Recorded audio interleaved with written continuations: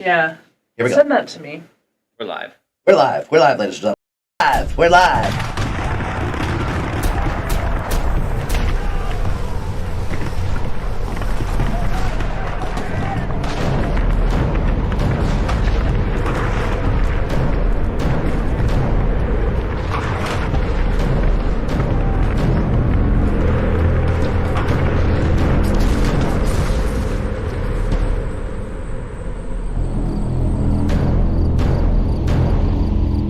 Join me though. Some say love, it is a river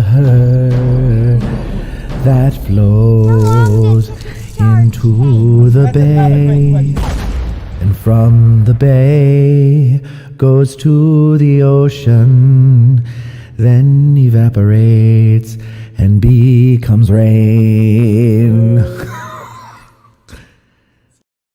From the Gettysburg Museum of History Studios, high atop Baltimore Street, in a maximum security facility complete with central air, it's AG Today. Hi, this is Darren. And Civil War Breakfast Club podcast. This is Dan Casella from the No Pollution of Cowardice podcast. This is Wayne Motz from the Gettysburg Foundation. Hi, I'm John Rothman. Hi, this is Bo Brain. Hi, this is Joseph Fuqua, and you're listening to Addressing Gettysburg. Ain't nobody got time for that. You're listening to Addressing Gettysburg with Matt Gallery. Don't ever go in America Got Talent. You won't make it.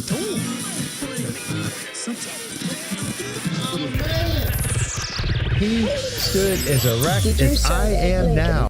Yeah. The top of the list. You're listening to Addressing Gettysburg Today. I love this podcast. Where did this idea come from? Oh my god, my gut hurts. Dun-dun. The mayor was there.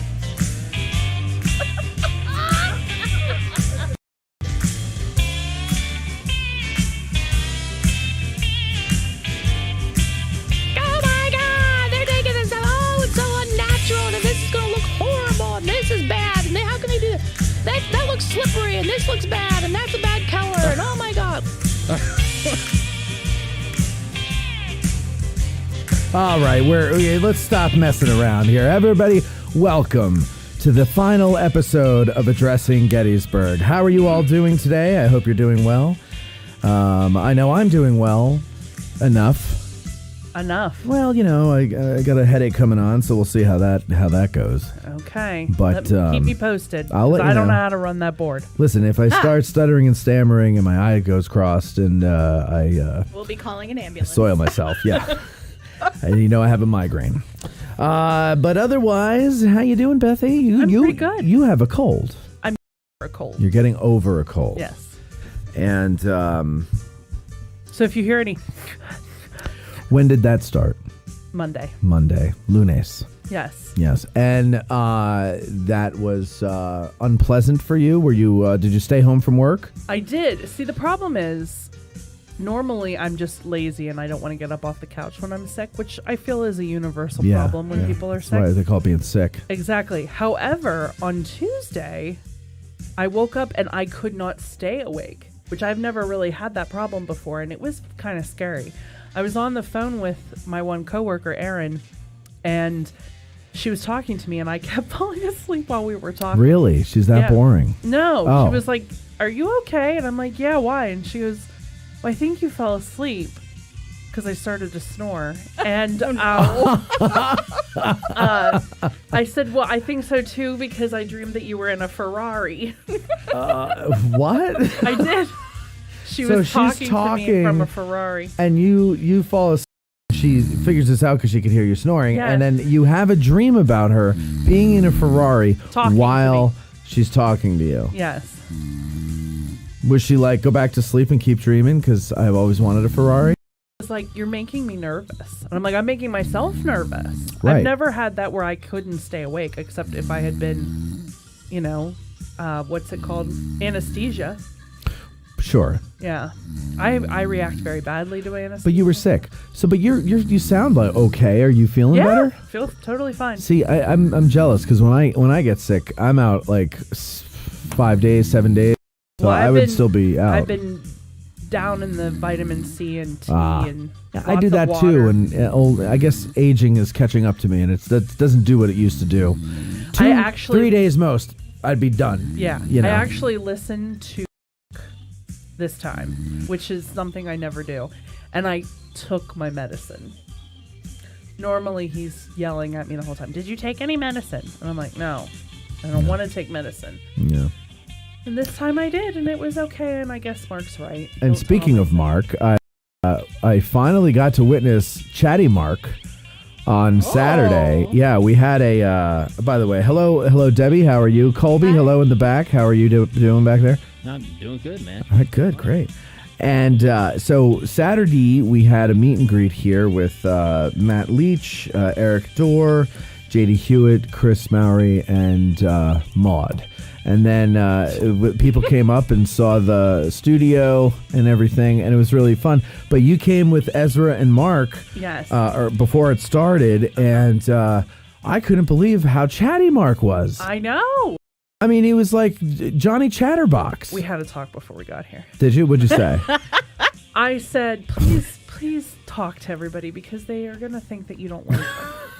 Really? Yeah, and he's like, well, I don't know what you want me to say. And so he just said everything that came to mind. Everything that came to his head.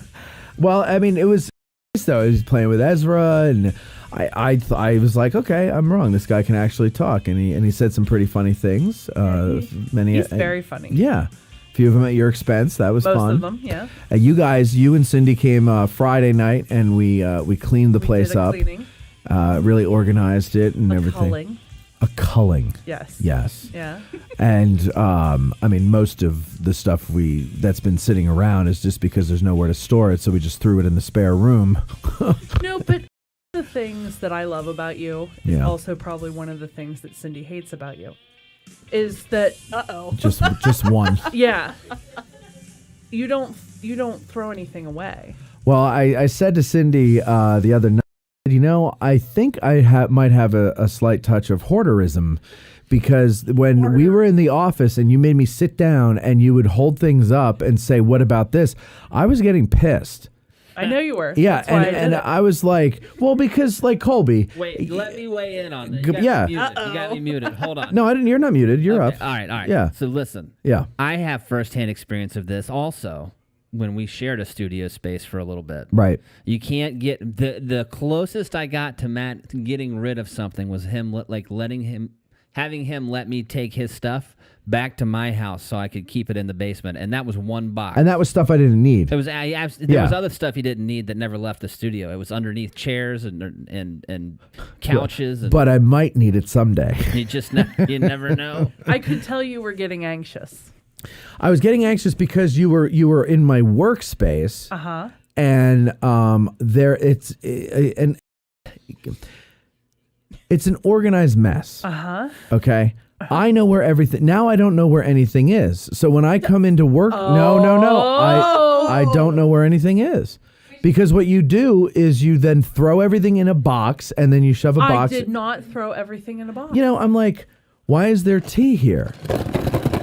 But then I told you I was gonna do that. I don't remember that. I don't remember saying yes. What's in the box? But what's in the box?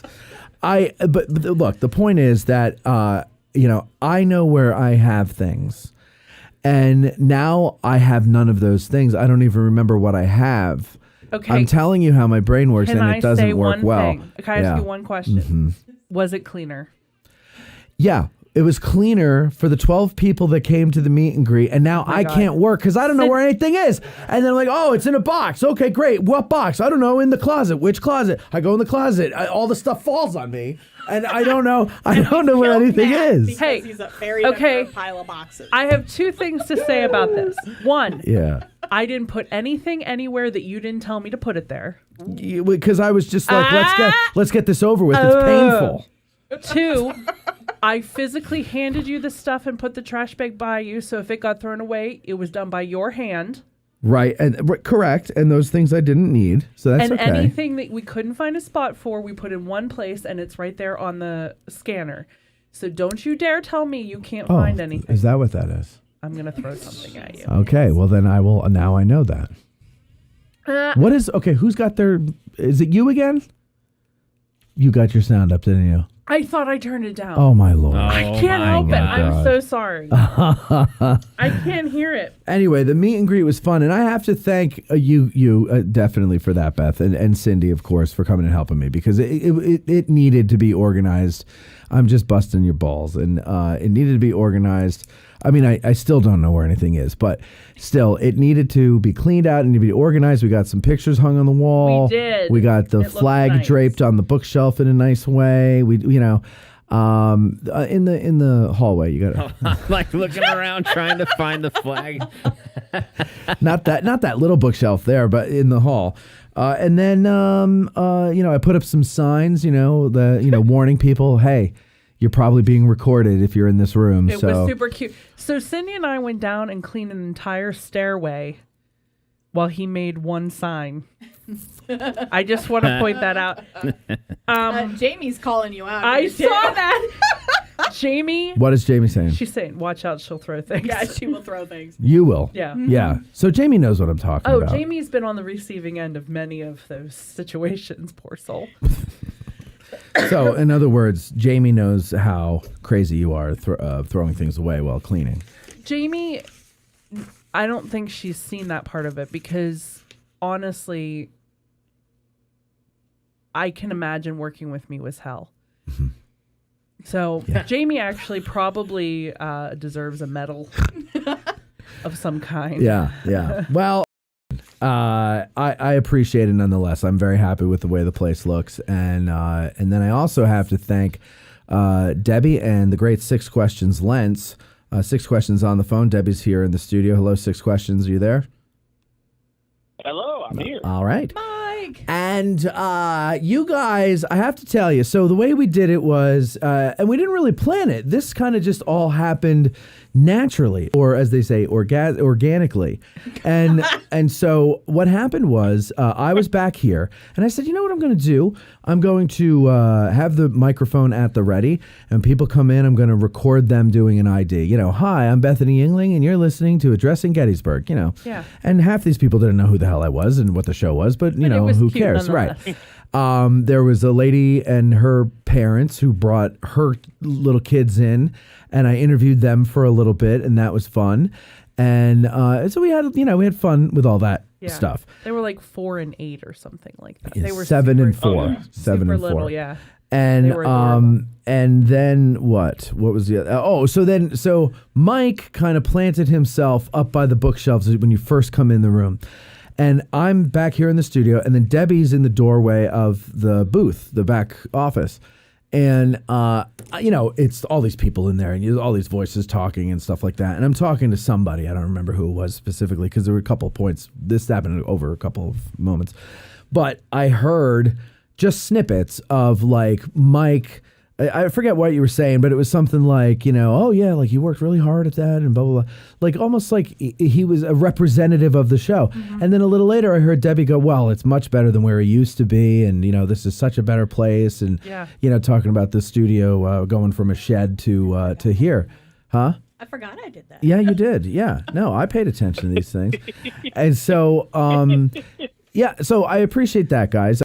Because it was it kept people busy while I was talking to somebody and they were waiting to come down and kiss the ring and all that. And it was nice. So and it's very helpful and I appreciate it. And so we're sponsoring the ABT's conference, and so if you want to come by to the table and do the same thing, that would be great too. I handed out a lot of stickers. This is true. She did. Yeah, yep. Stickers and. And then you and Cindy jerky. and salmon jerky, yeah. I was going to ask where that salmon jerky came. So that's a sponsor, a new sponsor who sent some samples up there. He also has beef jerky too, but he sent the salmon first, and I like it. I like salmon. I didn't love get to salmon. try it. You didn't get to. Well, go get one. I'm not going to try right now. Well, no, why not? Okay, we'll do that with Reza. We'll make Reza try one. Okay. Okay. That was some of the funniest reactions we got, was trying to get people to sign the book and take some salmon jerky. Yeah, they were like, salmon jerky? And Mike Right. at one point goes, "Listen, this isn't the weirdest thing we've handed out." And he wasn't wrong. Yeah, it's quite a group of people that we have here. But no, so any interesting conversations you got in, Mike, with people?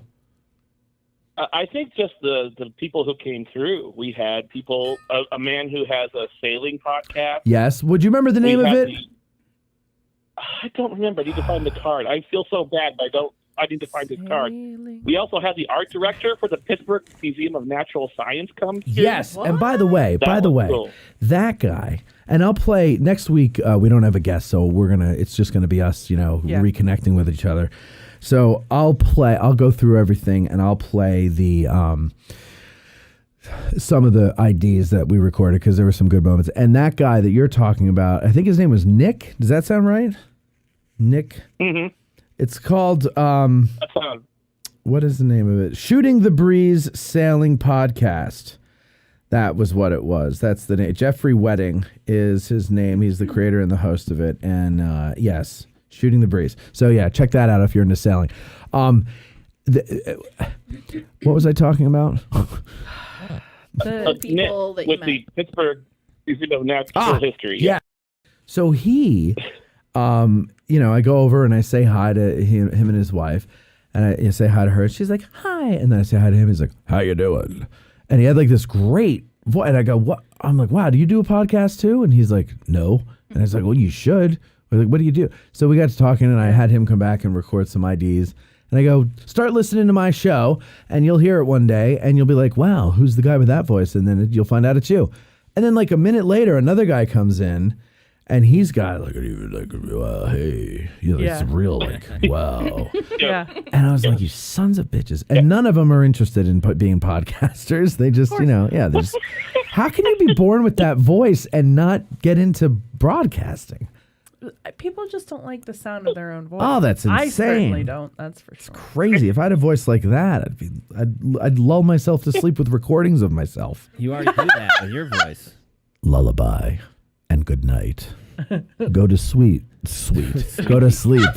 Bald Matthew. Give us a rockabye, baby. Rockabye, baby. On the treetop. When the wind blows, the cradle will rock. When the bow breaks, the cradle will fall. Down will come Maddie, cradle and all. Good night. You sound like the movie trailer guy. It's a little creepy. In a world. Anyway, so we, so you had some good conversations. Go ahead, Mike. I interrupted you about the guy with the voice. Yeah, it's some great conversations with some people who had never heard of the podcast before. Mm-hmm. And some of the friends of the show, like Estella and Glenn were there, Beth was there. It was just a fun time to kind of just talk to people and introduce them to Addressing Gettysburg and get to know them. Yeah, we got some fascinating people walk through the door. I met some listeners who I knew their names, but I had never met them. And so they were finally in, and we got to talk, and that was nice, too. Yeah. What happened, Colin? Someone in the comments named their actual name is Loafhauser. All they said is hello, everyone, from Loafhauser. So that, okay. Who are you really? That's you kind of rushed me along there. So the next thing I wanted to get to was we've got some new Beth sounds on the soundboard. On the soundboard, and who is that? Who is that? Loafhauser, man, that might be the best screen name ever. Is it Grant? It might be. I wouldn't be surprised if it was. That is, it was that so Weasley funny. little Aussie. They need their own show, whoever that is. Loafhauser. You're listening to the Loafhauser Show. It sounds like an old on Wondery. It sounds like a 70s detective show. It's not an Agent easy. Loaf. Yeah. Nice. Damn it, Loafhauser! I told you not to go rogue. I'm just a man without boundaries. Yeah. I house things. Trying to get over the loss of my partner who was killed on duty. And I house a mean loaf. Could house that loaf. Oh, house that loaf. I could house that loaf. So we have Bethany there. I could house that loaf. All right. And then we've got I could house that loaf. I could house that loaf. And then simply house that loaf. House that loaf. And of course, people that weren't there for the moment are going to think you're saying, how is that loaf? But those of us who are in the know, and we know, right, guys? Yeah. Exactly. I still think you need T-shirts. We're going to make How's That Loaf T-shirts for sure. Let's see. We have a laugh. That's my favorite. I don't think that's me. It is you. You don't hear how that's you? No. This one I like here. More people are dying in horrible ways in Gettysburg, Pennsylvania. Dun dun. Dun dun. Dun dun. Dun dun. So we could do like. More people are dying in horrible ways in Gettysburg, Pennsylvania. Dun dun. Or we could do like this one. More people are dying in horrible ways in Gettysburg, Pennsylvania.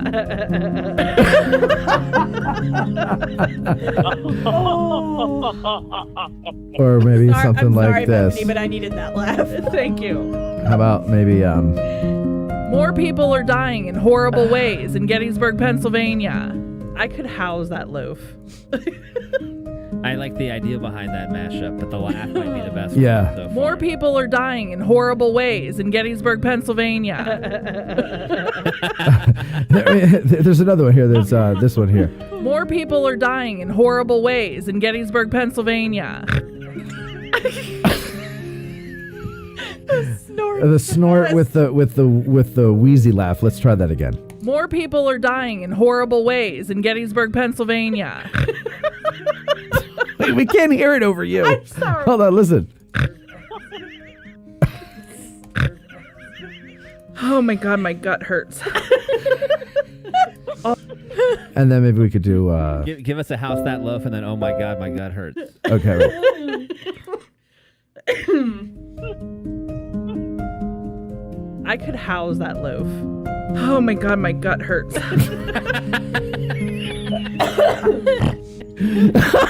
So this is another. I love this one here. This is a snort.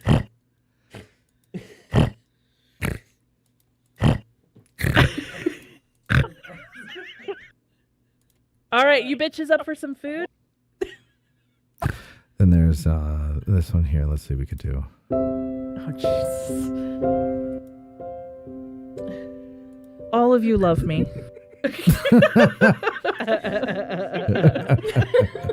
I don't. Or you could do this. You could do. All of you love me.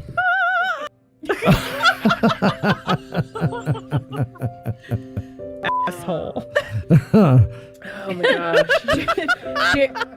Jeremy Sears says, I'm cackling as I make dinner, and my wife walks in from work and said, oh God, it's Thursday. The mayor was there. Yeah, this is What funny. was I doing? I don't know. I think you were like swallowing. You taking a drink, or you were swallowing, or trying to stifle a burp or something. But you went. This. Air was there. Your voice was all weird. The mayor Trying to impersonate Cam, I think is what it was. Oh, maybe that's what it was. Positive affirmations with Bethany. Oh, that's good. I like that. All of you love me. More people are dying in horrible ways in Gettysburg, Pennsylvania.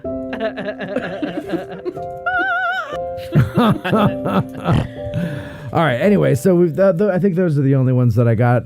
But those were all taken from a 3-minute span of the show. I didn't have to go through the whole show. That was 3 minutes of the show. I swear to God. It was not. Okay, maybe 5, but it was. It wasn't from the whole show. Apparently you were in rare form. I was just going in to pull, how's that loaf? And how's that loaf? Yeah, and you just gave me gold. Like it was just amazing. So I took other things.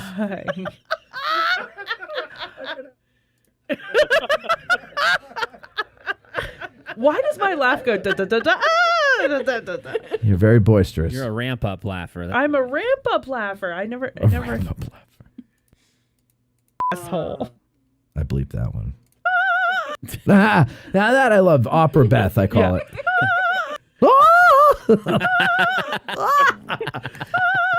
Ooh, I feel like I hit that note really well. Thank you very much. Ooh, you got a little something going there. Okay. Anyway, so we have that too. Some other interesting things here. So, Mike, anything else you want to add about the meet and greet? No, that's all I got. All right, great. Thank you very much for the call, Michael. And thank you for your help on the meet and greet. I'll talk to you later.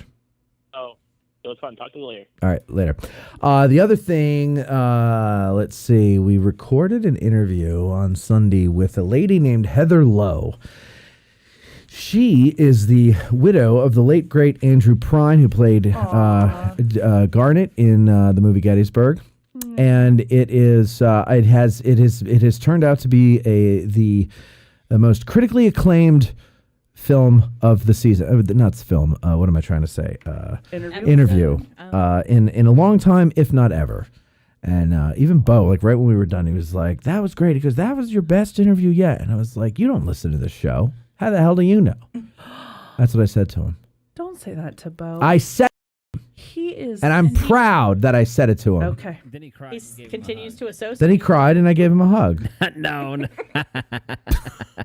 Poor Reverse Bo. that. Flip that. Then he hugged, and I gave him a cry. Yeah. Well, kind of. You cried. He gave you a hug. Oh, then I cried. Oh yeah, I did. But anyway, so if that's on YouTube, it's also on the free feed. But by the way, I noticed I did some looking at. I haven't looked at stats lately.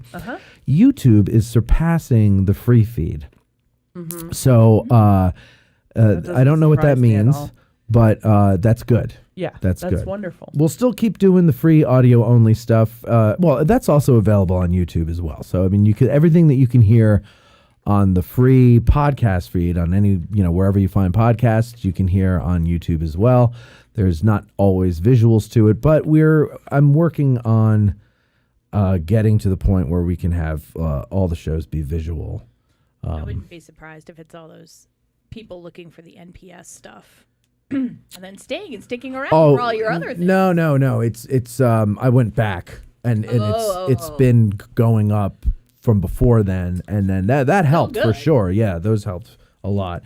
But yeah, that's all we got there. All right, so what have we got? We've got a lot of stuff coming up on the show today, ladies and gentlemen. So if you're watching, continue to watch, because you're not going to want to miss any of this stuff, any of it, not one thing.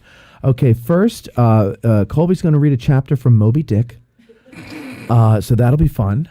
Okay, we'll take a nap. What kind of accent am I going to use? Well, you're going to have to use seafaring. Yeah. Yes. Yeah, something like that. Not quite pirate. Sure. Well, sure. Why, pirates were whalers at one point, were they? I don't know.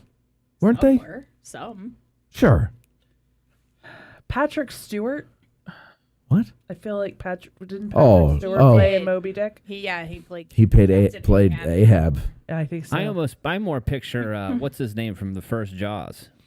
Not the main character. Yeah, and he kind of talked like a pirate. But not Quint? Yeah, not I super never saw piratey, Jaws. though. I don't know what you're talking about. But he did have a funny accent. You're right. Yeah. There was something nautical about it. Seafaring. He had a seafaring accent. I don't know why, but you go out and you talk like this or something like that. Anyway, but what we really have coming up on the show, ladies and gentlemen, is our buddy Reza. It's that time of year again, ladies and gents. It's the farmer's market time. Oh, it's wonderful. I love the farmer's market. And Cindy and I are really excited about it because we're trying to eat well so that we don't die at the age of 50. And he's trying to imply that I'm going to die at the age of 50 or because all this stuff. No, I'm trying to imply that I was on track to die at the age of 50. That's what I'm implying. I don't know about you and your health. I can tell you all about it if you want to hear. Not really. That's depressing. That's okay. Whatever he and Cindy haven't been eating, Bethany. Yeah, we've been housing that loaf. That's funny. You get even housing that loaf. So Rez is coming on from the market there.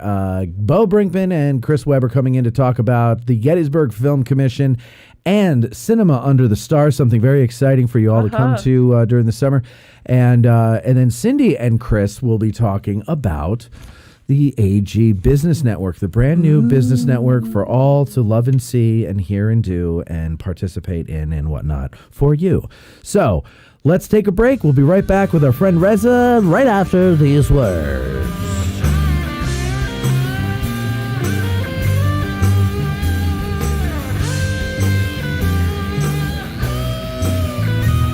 Want to promote your Gettysburg business? Send an email to sales@addressinggettysburg.com. I could house that loop.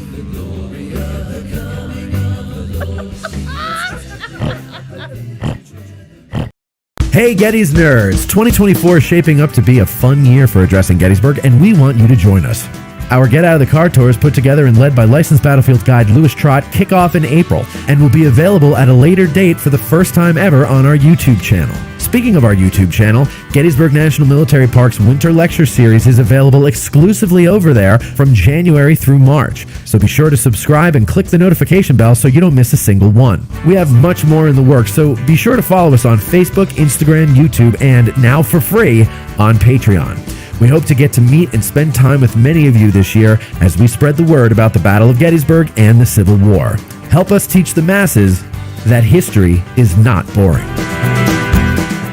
Movies and documentaries about history are spread out across the internet, and their quality is often suspect. History Fix delivers curated historic programming to your preferred device using their website or branded apps. Join History Fix for movies, documentaries, short films, and how-tos. Addressing Gettysburg podcast fans receive 20% off their first annual subscription. So what are you waiting for? Sign up at www.historyfix.com and use promo code ADGBURG. That's ADGBURG. Want the freshest cup of coffee in Gettysburg? Then visit Bantam Roasters, formerly 82 Cafe at 82 Steinware Avenue. They roast all of their coffee in-house, and they have a full coffee bar to keep you caffeinated during your trip. Visit them at www.raggededgerc.com for their menu and shipping options for all of their freshly roasted coffee. Use promo code Hancock for 10% off your order in the cafe.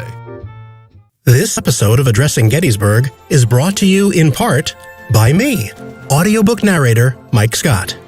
Narrator of Savis Beattie's Bloody Autumn, the Shenandoah Valley Campaign of 1864, and Unlike Anything That Ever Floated, the Monitor and Virginia and the Battle of Hampton Roads.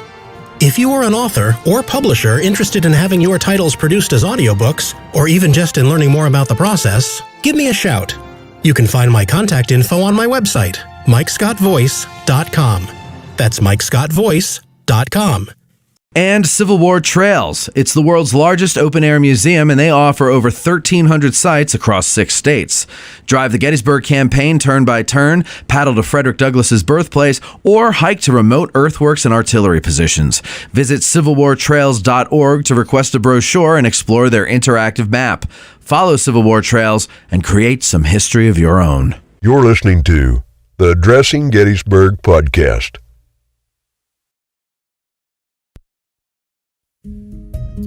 My name is Wendell Clarkson, and I am the head of the Merkersville, West Virginia 4-H Club. We manage staging areas for forest firefighters. My name is Cameron, and I help Wendell. I like to stack the water, and I like to stack the food. They give us Twinkies and Frito-Lays, lots of things, that you can eat on the run.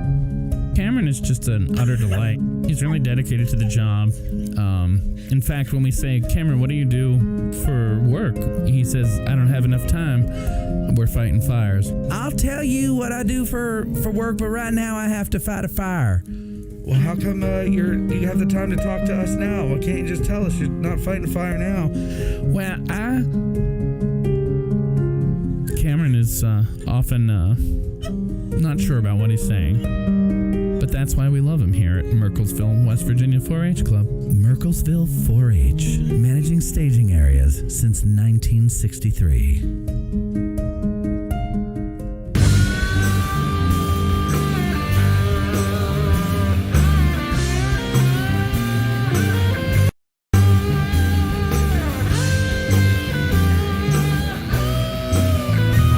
Want to promote your Gettysburg business? Send an email to sales@addressinggettysburg.com. That's supposed to be going to a commercial, not coming back. I can't even read my own writing.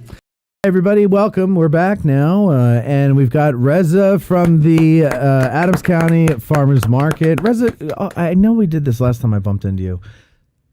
Pronounce your last name again. It's Jalal. Jalal. Oh, sorry. Jalal. Yes. I don't know why I want to call it everything other than that. And, I think last time you said Dijon. Dijon. I like that better. I wish I had some of that big mustard money, like the mustard empire. From the Dijon family.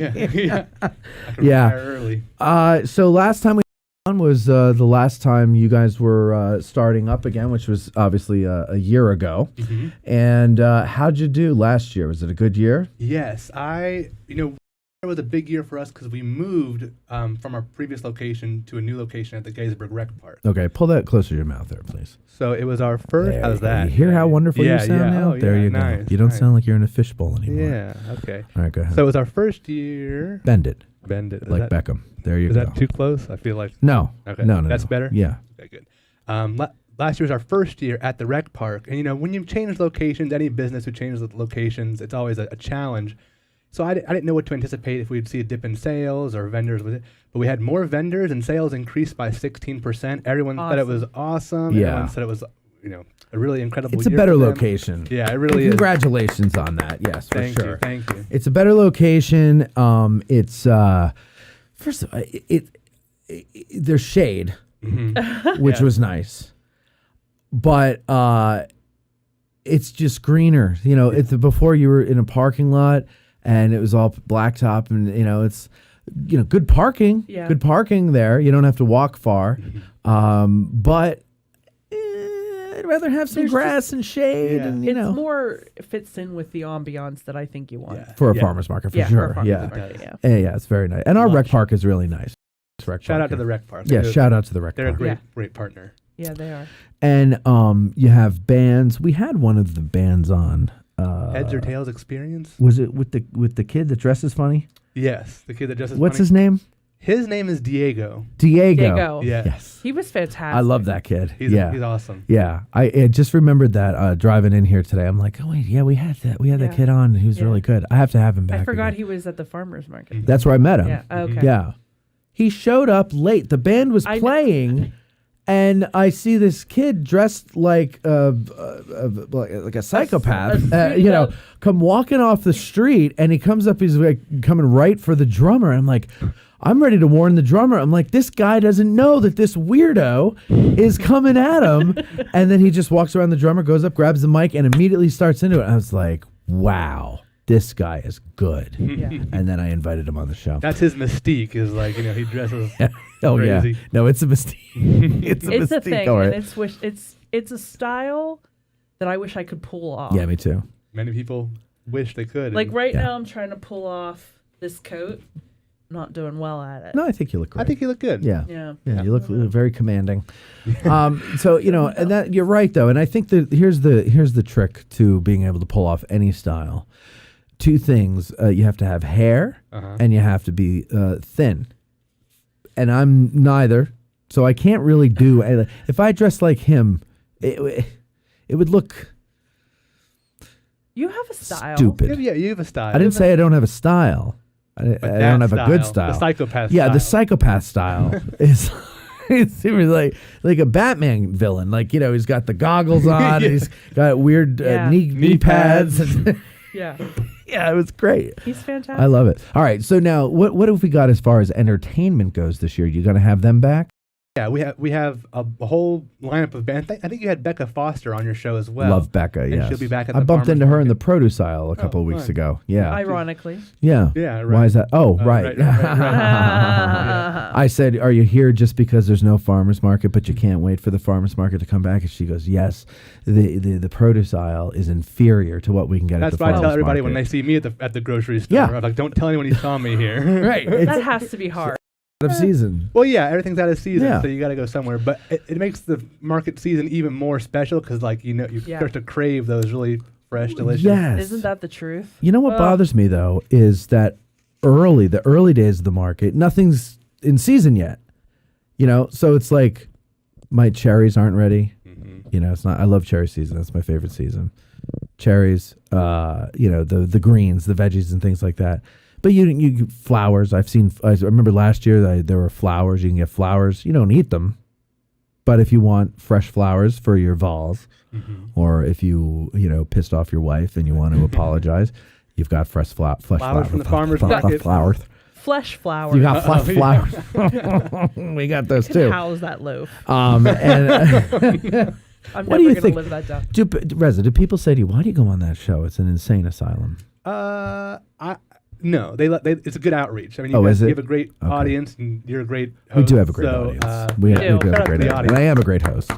What else? You're going to have bands.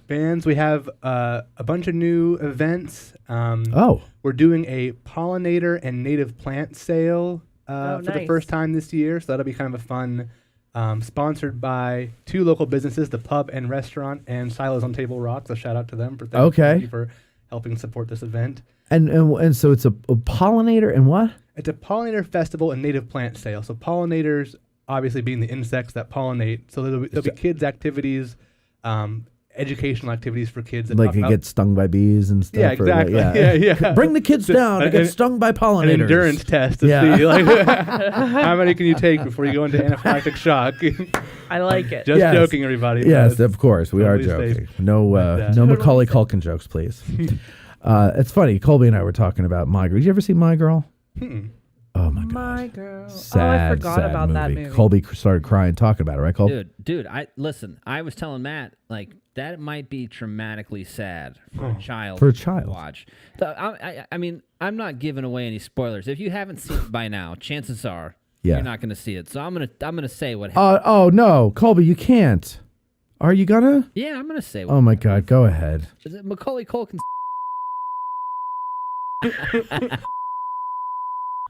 Really? Wow. That's so... I like the laugh with it, too, right? That was pretty good. No, go ahead. Really, tell us. Go ahead. Okay, so it is 30 years old. If you haven't seen this movie yet, then you're under a rock. Okay, go ahead, Cole. Tell them. You just got your finger on that button, don't you? No, not at all. Yes, you do. I can see it. I don't have it on the button. I sound like Cam now. So Macaulay Culkin's character gets stuck. Stung to death. Well done. Catch him on the laugh. That was good, Colby. That was good. You know that like it's gonna happen once they establish that he's allergic to bees. I mean, yeah, that's good foreshadowing. Yeah, like that. Oh God, there's something's gonna happen. Oh, bro. Oh, that's got to be the worst way to go. And poor little Veda Sultanfuss, she doesn't understand. What did you just say? Veda Sultanfuss, that's her name. Her name? It sounded like you had a stroke, like an aneurysm or something, man. Mid-sentence. Yeah, the Veda Sultanfuss aneurysm. It's hard to say. Yeah, it's a good movie though. You should watch it. It's heartwarming and heartbeaking. Sounds like it. Yeah. I don't know if it leaves you on an upswing though. I think you leave that movie on a downswing. Oh, it's definitely a down. It's like that and Marley and Me. I can't watch one every 10 years. Same category leaves you on a downward. 7? Yeah. What's in the box? I mean, no, not in the same way as. No, but it leaves you on a downswing though. You know, the good guys don't win in the end. Oh yeah, and I like that because that's how movies go. I'm sorry, Reza. Yes, start watching more movies, Reza. Can we work something here really quick? Sure. I'm curious to get your thoughts. This is not an actual planned event, but it's an idea. Do either of you know what a squonk is? No. Sounds dirty. It's not as dirty as you think. So do you know what a cryptid is? Yes. No. That is a type of bug. A cryptid is like a cryptid is like you know what a cryptid is? No. Like Bigfoot is a cryptid. The Jersey Devil is a cryptid. Yes. So there's Loch Ness monster. It's like a fantasy animal that people kind of believe is out there. Like dingbats think are real. Huh? No, not really. Okay. I mean, I guess you could LARP as Bigfoot. Okay. If you want, or people dress. I'm sure people dress up as Bigfoot. But Pennsylvania has a cryptid. There's a swamp dragon. Yeah, exactly. Swamp dragon. Pennsylvania has a cryptid called the Squonk. Really? We have our own fantasy animal. It is like an ugly pig that it's so ugly that it cries about how ugly it is. And then, yes. You're kidding me. So I want to do an event at the farmer's market called Squonktoberfest. I love this. Is that too out there? No, because It's Pennsylvania lore. That's fantastic. Right. How do you spell it? Squonk. Squonk. Of course. How else would you spell it? You don't know how to spell There's a Squonk? Or Steely Dan song didn't you go to called 6th Squonk? grade? That I don't know. That would be fun though. Apparently, there is a There's- Steely Dan song. Is a mythical creature that is reputed to live in the hemlock forests of northern Pennsylvania. Northern. Oops. Well, he could have gotten down. can here. migrate. Oh, he is pretty ugly. Yeah. Do we have a photo? Yeah, hold Let me on. see. It's attached to me. Oh, we'll just turn it around. Let me see. I can't. It looks like broccoli. Perfect. Perfect for the farmer's market. Appetizing. I mean, it's obviously an artist's rendering of it's man bear pig. He's half man, half bear, half pig. Oh no! Oh, that looks like an ogre. I think you should do. So, what would this be? What would Squonk Fest be? Yeah, I think it'd be like encouraging people to dress up as a squonk. Okay. And I don't know, having like a squonk. How do you dress pinata. as a squonk? Paint tears on your face and dress in like wrinkly. I don't know, something. So the squonk cries because it's so ugly. Because it's so ugly. But how does it know? Where does a squonk find a mirror? It looks into the rivers. Into the rivers, of course. Puddles are great mirrors. And puddles. Yes, the Squonk Fest. I like the Squonk Fest. So or I was thinking, to make it a little bit more broader and maybe possibly more appealing to a wider audience. Squonk, squatch, and squash. So you can dress as Sasquatch, the Squonk, or a piece of squash. Or a piece of squash. Yeah, and then it's like a costume contest. Yeah, costume contest or just a vague celebration of all things. Just everybody kind of looking like Weird. goofballs and weird. Hey, weird. I say try it and see what happens. That's what I'm saying. Yeah, the worst that could happen is people hate it. Yeah, Hey. and they hate And me. then they hate you and you get fired. We'll talk about it. What's the worst that could happen? They could But hate the rest you and of you us get are fired. fine. I'll show up. People will think I'm in a costume. It'll be great. Oh, that's not. Oh, I don't like that at all. it was a funny joke. I don't but like that when don't you be do so that. deprecating. Also, any major dude will tell you is a song written that was first released by Steely Dan on their 1974 album Pretzel Logic and has the line, "Have you ever seen a squonk's tears? Well, look at mine." Wow. Are they from? Hey, can somebody? Well, somebody in the Steely back. Dan. Can you Google was Founded in New York. New York? Okay, but were one of them from Pennsylvania? Steely Dan. Yeah. I don't know. Donald Fagen or Donald Fagen. shit. What was the other guy's name? Donald Fagen and Walter Becker. Yes. I really. Yeah. All right. Got it. All right. So what else now? What else? So we've got events. You're thinking of Squonk Fest. What else? I'm really brand the market this year as the place to come for breakfast, brunch, and lunch. I like we this. have a bunch of new, not a bunch, but like a nice lineup of hot food vendors. Really? Some new. We have our staple, the Mexican food truck, Yeah. the Mexican food The truck. Mexican food They truck. have a special assortment of breakfast burritos that they developed specifically for our market and aren't available anywhere else where they go. So Mexican food truck, Dabo Rye, a great fusion sandwich team, and they're going to come every other week. Another great vendor that I'm really excited for, Motherland Kitchen. She does vegan and vegetarian African food. Oh. And she's dropped a couple other markets specifically to come to ours. Really? Yeah, because she's heard about how awesome our market is. From the show, of course. Of course, yeah. And then is Bantam Roaster still going to be there with the coffee? Coffee. So, and what have you got for breakfast? Does the Mexican truck they do breakfast, right? They do breakfast burritos. And then we'll have occasionally CJ's late night bites, and they do breakfast sandwiches too. They do. That'll be great, and I'll tell you why. I used to get in the habit when I wasn't as busy as I am now of getting up at 6, 7 o'clock in the morning And working out. and going straight to the farmer's market at 8 as soon as you guys open. It's a great way to start the day. You get some delicious fruits and vegetables. I take a little bit of the cherries. I put them in a Ziploc bag. I go out about my business throughout the rest of the day. Right? Okay? Yep. But I was always like, I wish there was a place to get breakfast. And then, now I know the food truck was there. But it was always crowded because it's good. And I didn't want to stand in line in the heat because I'm lazy. So I never did it. And I would go somewhere else, for breakfast or something, and my cherries would get hot in the car. But it's like hot cherry pie. And then I would So now it's nice. Now lately I've been going later in the morning, sometimes right before you close, because it's the only time I could squeeze in to grab something.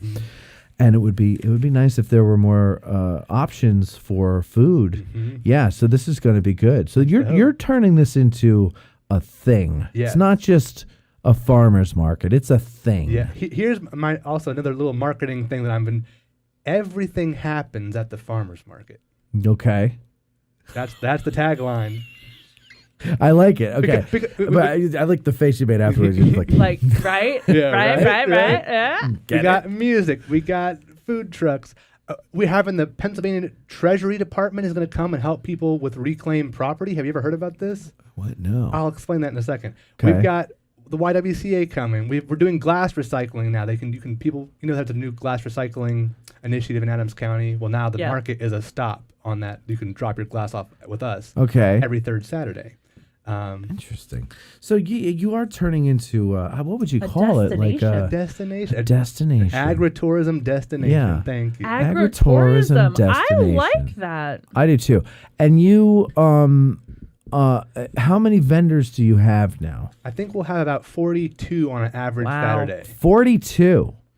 And it's not just, by the way, it's not just food. I mean, you can get your veggies, you can get your fruits. We know this. Folks. Nobody's hiding this fact. You could also get meats. You can get eggs. Booze. Last year there was a booze there. Is there going to be booze again? Good. 2 years ago, I bought a wooden pen handmade by some kid and his dad. And I might need your. Can you contact them for me or get me their contact info because I need refills. I don't know what kind of refills I need to get. But I mean, a friend of mine goes and honey, does soap. Honey, yeah. What? Soap and honey. All locally made, all locally produced, all locally grown. If you come for the history to Gettysburg, that's really awesome, and that's a huge attraction, and definitely worth exploring that side of things. But it's also good to check out what local things are going on, what local businesses are emerging in the farmers market. We've got them. I always say to people when you come down, if you're here on a Saturday, what harm is it before you go out on the battlefield to go to the farmers market? And if you like cherries and it's cherry season, grab some cherries. If you like strawberries, the strawberries taste like strawberries. The snozberries taste like snozberries. Snozberries? Who's ever heard of a snozberry? Are you going to grab my mouth? I was going to say. No, but one of the and he's 100% right. I am. Because one of the things that I always tell people is that you need to bring snacks when you're on the battlefield. Because if you have kids, you're the furthest point away from civilization by the time they start saying, I have to pee and I'm hungry. You really are. So out always on a limb. take a snack, and going to the farmer's market to get said snack is a great idea. That's right. Yes. Oh my God, my gut hurts. Exactly. Oh no. So what was the other thing I wanted to say? He's making fun of me. You were talking about, and he was here. He heard the whole first segment. There was another thing that I wanted to mention that I can't remember now. You were just talking about what? Oh, the snacks. Oh, that's a really good point. When you're out there, you are kind of like out in the wilderness. There's things that are convenient. They're not there. And, you got to go. God help you if anybody catches you letting your kid pee on a tree. I was thinking more the eating thing, but yes. God help you if anybody catches you letting your kid eat on a tree. God help you if anybody watches you let you catch it. Wow. Catches you letting your kid eat a tree. Or eat on the battlefield. Oh, I saw people picnicking on Culp's Hill today, and I got out and I berated them. And Did you really? I did. Said, you sons of... And I was just... No, you didn't. How dare you? This is hallowed ground. And there's designated... He didn't do that. No, I didn't do that. That doesn't sound like your vibe. No, I wouldn't do that. Next question from Bethany. Go ahead. How old are you? 30. I 45. just turned 31. I know I look like I'm 45. No, I was like, she met me. I'm sorry. I forgot you were here. You're 31. Wow, good for you, Reza. I know. We've had so many young entrepreneurs. Our generation sucks. That's why. We did nothing until we hit 40. All of us. You guys, you're doing stuff. No, this is nicotine. You don't want. Shit. Sorry. I need mints. Well, they're mints, like the but Sahara Desert. You're gonna get hooked. Speaking of young entrepreneurs, we also have Young Entrepreneurs Day, where you bought that pen when we invite kids to come and set up as vendors and sell their own little How products. cute is that? Just thought I'd get that plug in there. Yeah, that is a great idea. I like it because it's a very it's a community thing, right? It's not, but they're not all from our community. That's the beauty of it too. Is that there's farms from Maryland, Lancaster area. I've seen up north a bit. So I mean, Most are from Adams County, but but you got. I mean, we got people from all over. Which also shows that our market is. I don't want to. I hate to do this always the plug thing, but I do want. Well, that's why you're here. Yeah, you're here to plug things. But I think it's worthwhile. Adams County has a lot of things that make it very unique, and we're like. There's many different places where we're trend setting. We have an awesome new, Beyond the Battle Museum. We were just named like the most romantic town in Pennsylvania. Did you hear about this? Yeah. So Adams County has so many things that make it exceptional. But people don't realize that we have an exceptional farmers market. We're a trend-setting market and probably one of the best in the region. And people don't realize that it's right here, tucked away, little old Adams County. I know. And but don't you kind of feel though that it's also like, stop giving the secrets away. Like people are going to move here and we're going to lose it. There's a great line in an Eagles song called "The Last Resort." It's on the Hotel California album. Everybody should look it up. It's about basically how the West was lost, and from the native perspective. And there's a line in it that says, "If you call someplace paradise, kiss it goodbye," and it's so true. And it's basically this how is a tirade he goes on quite frequently. I've never gone on this tirade, except to say that we should not be telling everybody how great it is here, because then they're all going to move here and it's going to turn into Manhattan. I can remember 4 separate occasions in which he's brought up this. But I've never quoted the Eagles in doing so. That's what I'm saying. So we got to stop these podcasters from getting the word out. I'm just joking. Go ahead. So the Kids Day, is it kids or kids? Young people. Well, you know what? We have a Kids Day called Kids Day, and we have Young Entrepreneurs Day. Well, when you say young entrepreneur, like what age group are you talking? I say between 7 and 17. Really, oh my gosh, the whole range. So I don't know if you know this, but I work for the Children of Gettysburg 1863. Oh, cool. So if you ever we got some networking going on. Yeah, I like this. and then we can sponsor some things. This is what it's all about. This is what it's all about, ladies and gentlemen. Thank you so much for... Give me that there piece of paper. Why are you yelling? Oh, I'm sorry. What piece of paper? Any piece of paper. Here, take my pen. And I'm sure I can get your... Yeah, I'm definitely... I'll give you... I should have brought my own cards, but... You know what, Reza? I could put you guys in touch. Yeah. You don't need to do this right here. Matt's got all the I got all the information, okay? He can make it happen for us. Okay, that would be great, because I think having us there for when you do stuff with kids... Yeah. That would be awesome. I would love that. We also, like I said, we have Kids Day where they have ideas to bring community organizations with resources for kids out. And we give every kid 5 market bucks to spend. So that's a huge, huge draw. Oh. Because everyone comes for the market bucks. And then all the service providers there get to benefit. Did you ever watch that episode of Bluey where she gets $5 from the Tooth Fairy and goes to the market? No, I've been watching Blue with my girlfriend, but I haven't seen that episode. You need to How watch old's your girlfriend? She's 25. Why are you watching? Because it's meant for adults. Oh, it is? Well. Okay, so here's the thing. Watch that episode because it is so apropos to what you're saying right now. I'll definitely watch that. Okay. They go to the actual market. They go to a market, and the whole thing is that you get what you pay. So, like, if you give somebody $5, it will come back to you. If you support local So you business. always break even. That's the whole point to it. That's wonderful. Yeah. I got a question, though, about the wooden tokens. Yes. Do they carry over from year to year? They do. Oh, thank God. They do. I have so you got many. some stored up. Spend them. Yeah, I do. Spend them. I got probably about $40 worth of tokens. And I wasn't sure. So you're a hoarder is what you're saying. Well, we've established we that. already talked about this, yeah. But no, it's, you know what it is I would buy them and then I wouldn't spend as much as I thought, and I'd have them in my pocket. I'd put them on my and then I'd go the next week and get more, and then rinse and repeat. And then I'm like, why do I keep getting the same amount? I'm not spending it. I should be spending them. And then I have a whole bunch of them that have been sitting there all season, all winter. I mean, now is it? Here's some questions that I think people would ask. Go ahead. Do you take cash and credit? So yeah, essentially yes. Now, every vendor is there as their own business, and I just sort of am the overseer to make sure everything goes smoothly, and people can complain to me if they have a problem.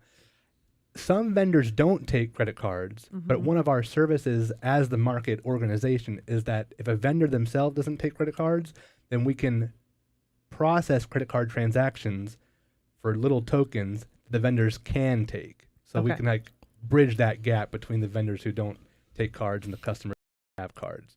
Okay. But yeah, so cash and credit, absolutely. Also, food stamps. We accept and double food stamps. So if accept and double. Yes. Really? Yeah, that's one of our little Now, does programs. that work only have in to get on food food stamps. spots, or does it have the same rules as a food stamp would? So the tokens, separately from the credit and debit thing, we have multiple different colors. But the food stamp tokens are spendable only on food stamp eligible products. So no liquor. But you can get breads, you can get obviously fruits and vegetables, you can get meat, you can get eggs with the specialized food stamp tokens. Breads, you mentioned breads. There's also pasta, right? Which I got that. Oh no, not this year. Okay, sorry. There was pasta. We're trying to get them back. But there is bread. Yeah. Is there any kind of vendor that you are like, man, I wish we really had a... Yes. They're getting more and more niche, but yes. Podcaster doing a live... yeah, I mean, that would be awesome. Yeah, get you set it. Bring this set up and just... Or get the shed back. We'll put it in there. Oh, that'd be cool. Oh my God, a mobile unit. Yeah, well, that's what I've always wanted. Is like a Sprinter van or something fitted, or camper actually, because I'm too fat for a Sprinter van. That would be cool. So yeah, it would be. I'm gonna do that one day. Get a camper, make it into a studio, and go on location to. I wish you had told me that. Why you want to? Now, no, Dad just sold his. I'm not in the market anyway. Okay. I had to pay taxes. But yes, vendor type. I would love a full-time kombucha person. I would love we don't have a vegan or gluten-free baker, which I would like to have. I would love a specialized jerky person. I know there's the jerky outlet. Yeah. But someone at the market. Speaking of which, I'm interested in that salmon jerky. It's on the bookshelf on your way out. You can grab it there. We should go ahead, grab it. We'll let Reza try. No pressure. I mean, okay. Somebody grab a. Thank you. Bring 2, please. Bring 2. And some napkins as well, because they're oily, because they're salmon. And some Kleenex for my nose. And Kleenex for Bethany. While you're at it, and maybe some coffee and a coffee and a Danish, please, for Belle. Gonna go down to the diner on the boulevard and get a Danish for Belle. Oh, this is a lot in there. No. What? That's not a lot. Well, there's more than. All right, so we're gonna. It's Ivy City Smokehouse smoked salmon jerky. Do you like salmon jerky? I've never had salmon jerky. How about chicken, stupid? Get it? I don't get it, actually. Because salmon tastes like gets chicken? That. Do people not call somebody jerky? No, it's like, do you like salmon, jerky, ? And they go, oh, how about chicken, stupid? Like I'm calling you jerky. I see now. Yeah. All right, here you go. Oh, that's so take a little bit out there. If you have to explain it, it's not. Yeah, if I have to explain it clearly, you don't understand the English language. All right, so here, I'm going to just spread it apart there. You I don't want that big one. Just rip it in half. It's like a whole fruit roll up. Wait, well, now you got your cold fingers on it. That's why I said I didn't want You're supposed to just rip it like a wishbone. All right, let's go. I feel bad for everyone having to hear me chew, but it is delightful. It is delightful, right? Really nice flavor. I agree. It should be used within 3 weeks of opening, so I think we did it. That's nice. Atlantic salmon. A little bit oily. Yeah, you got some oil there. Yeah, it's good. I like it. And it's right, let's see, right out of, it's Washington, D.C. Ivy City Smokehouse. So, yeah, it is good. I'd like to thank our listener, Greg, for sending those in. And people were eating them at the meet and greet. Not everybody, because not everybody likes fish. Totally not what I was expecting at all. Really? What were you expecting? I don't know, but this wasn't it. I think it's exactly what I was expecting. Yeah, me too. Were you thinking it was going to be gross or? No, I wasn't thinking gross. I guess in my head, jerky is more dry. Yeah. Oh. Yeah. That's the oiliness. It's like a little bit oilier than like beef jerky. Yeah. But it's It doesn't like. But I like it. It doesn't have the same texture. So maybe they would like to come up. I'll talk to him for you if you want. Yeah. Because he's got other jerkies. It's not just salmon. That'd be a long haul from D.C., but if they want to, it's an excuse for him to. He loves coming up here. Oh well, that'd be awesome. Yeah, I'll talk to him. for Yeah, you. send the word out. Sure. I will. I think that would be a good addition to have. Hey, can we have napkins? Because you love us. Just wipe it on your jeans. That's what I do. Or on this coat. Don't you dare. If I walk around town smelling like salmon jerky. All right, so when does it start? Colby, we got that 3-shot with the poster there so that people can see the beautiful makings of the thing. Yeah, our opening day, April 27th, 8 a.m. to 1 p.m. at the Gettysburg Rec Park. We are every Saturday until October 26th, so basically 6 Did you months say 8 a.m. to 1? Mm-hmm. Wow. Oh, I thought it was 2. No, we've always closed at 1. Should be 2. Let's change it to 2. It would be next year. We'll see. The vendors probably would have. They want to make it shorter. They're trying to say 8 to 12. Oh, really? Which was kind of, I guess, what you thought it was. No, you thought. No, I thought it was 2. Why would they want it to be shorter? Thank you. 5 hours is a long day. I mean, 5 hours. With 1 hour on the front end and an hour on the back end.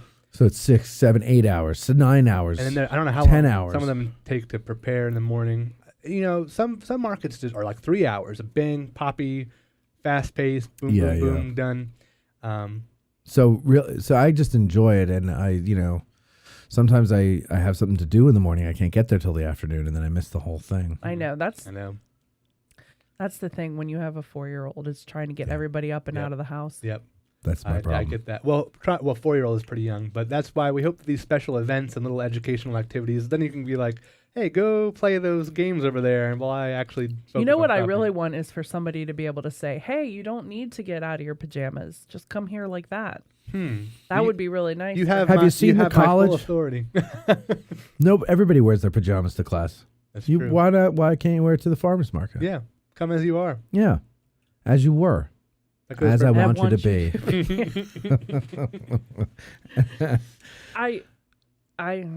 Nah, just do it. Just do it. No one's gonna judge you. I'm not. No. You have my. Yeah. Nobody's looking at who's walking around. They're looking at the wonderful things that the vendors have. I don't know. It's funny because Ezra out in public in his PJs, he gets so upset. The other day I had to take him because I had no clean clothes because I suck at laundry. And he was like, Mommy, I can't go out like this. He's got to keep up with appearances. He does. Excuse me. I didn't want to. I had to stifle a burp. I'm sorry. Okay. So we're going to do this, Reza. We're going to go take a break. What are you doing?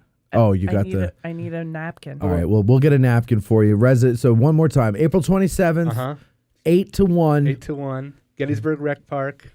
It's on Long Lane. Be there or be square, or somewhere else.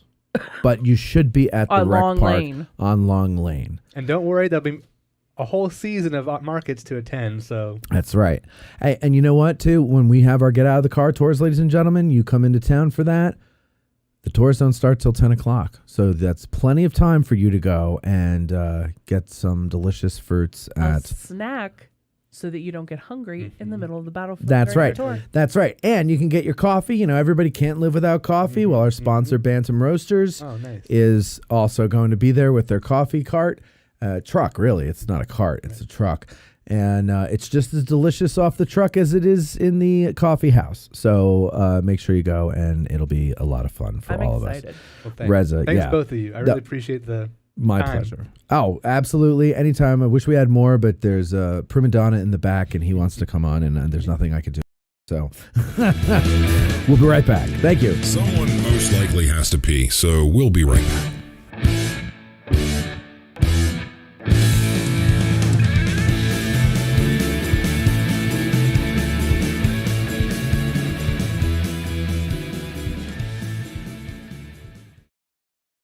Who can forget forget the sounds of the 60s. The 1860s. I can't, and you can't either. Now, there's Marching Through Georgia, the exciting new album by Billy Webster. All of your favorite hits of the 1860s in one place. Such hits as Gary Owens,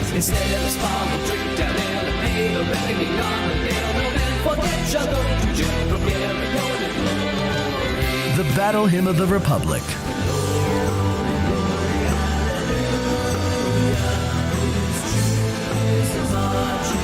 All Quiet Along the Potomac Tonight,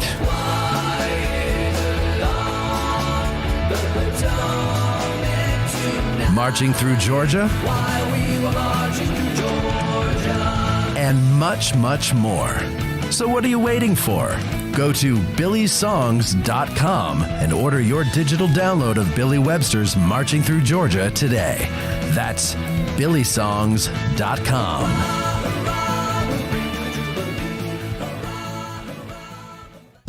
Seminary Ridge Museum and Education Center, Gettysburg's premier museum, is housed in the historic Lutheran Seminary building constructed in 1832, a witness to the first day of battle. The museum's 3 floors of exhibits connect visitors to the dilemmas that led to the Civil War, provide a powerful and personal view of the battle's first day, and explore one of the battlefield's largest hospitals. No visit to Seminary Ridge Museum and Education Center is complete without a guided tour of the building's famous cupola, where on the eve of battle, officers and civilians saw thousands of Confederate soldiers' campfires burning to the west, and Brigadier General John Buford watched for vital federal reinforcements as fighting erupted on the morning of July 1st. Today, you can stand where Buford stood and discover how this view helped chart the course of the Battle of Gettysburg. Your trip to Gettysburg is not complete without a serious visit to Seminary Ridge Museum and Education Center, Gettysburg's premier museum. Purchase tickets online at seminaryridgemuseum.org or call 717-339-1300. To get tickets or a cupola tour, listeners may call or walk in and mention addressing Gettysburg, or by ordering online using the promo code AG1863 for 20% off. Seminary Ridge Museum and Education Center.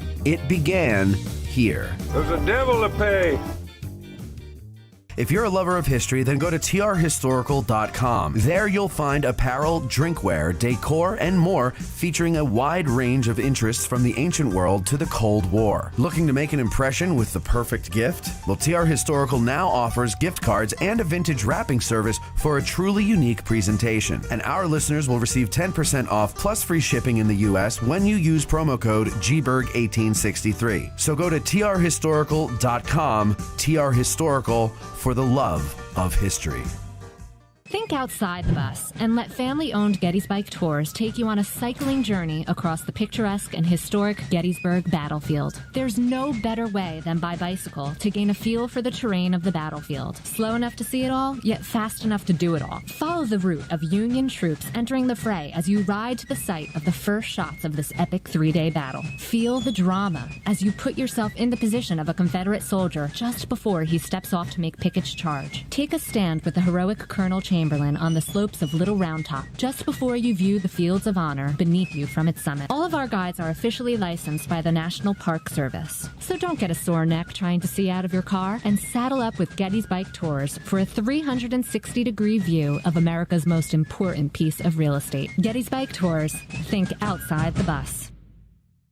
Go to gettysburg.com or call 717-752-7752 to book a battlefield experience you will never forget. You've heard us promote various ways that you can help us keep the show going, but one way we haven't pushed too much is our sutlery at addressinggettysburg.com/shop. That's a shame because we have designs over there by talented artists like Ty DeWitt of 1863 Designs and Mike Stretch of the Heritage Depot. So now we're promoting it. Buying shirts, hoodies, mugs, and other items from our sutlery not only helps us keep the lights on, but it also helps guys like Ty and Mike, and it helps spread the word about the show every time you wear an item or you sip from your mug. So head over to addressinggettysburg.com/shop and grab some merch. It's the perfect Christmas gift for the Gettys nerd in your family. That's addressinggettysburg.com/shop. Our favorite bookstore in Gettysburg is For the Historian, located at 42 York Street. It's because they have the best selection of Civil War books in Gettysburg, both new and used, and online they have even more to choose from. And if the Civil War isn't your thing, that's not a problem. This is For the Historian, after all. They cover history from the ancient world to the 21st century with a strong selection of World War II and American Revolution books. It's astounding how many thousands of titles from Osprey, Savas Beatty, UNC Press, and more they have in their store. And that's because, well, they have a warehouse too. And that's where they keep all the books that are available online at forthehistorian.com. And folks, if you go to forthehistorian.com now and order books until you're blue in the face, be sure you mention that you heard about them on Addressing Gettysburg in the Note to Seller box, and they will refund your shipping costs. And if you prefer to stop by when you're in town, well, you could do that too. Just mention Addressing Gettysburg at checkout, and they'll take 20% off the retail price of your item. So go to forthehistorian.com or stop by 42 York Street, or you can call them at 717-685-5207. That's forthehistorian.com or 717-685-5207. You're listening to Addressing Gettysburg.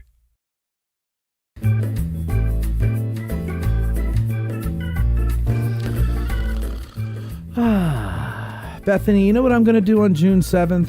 What are you going to do on June 7th? I'm going to learn about General Benjamin Butler.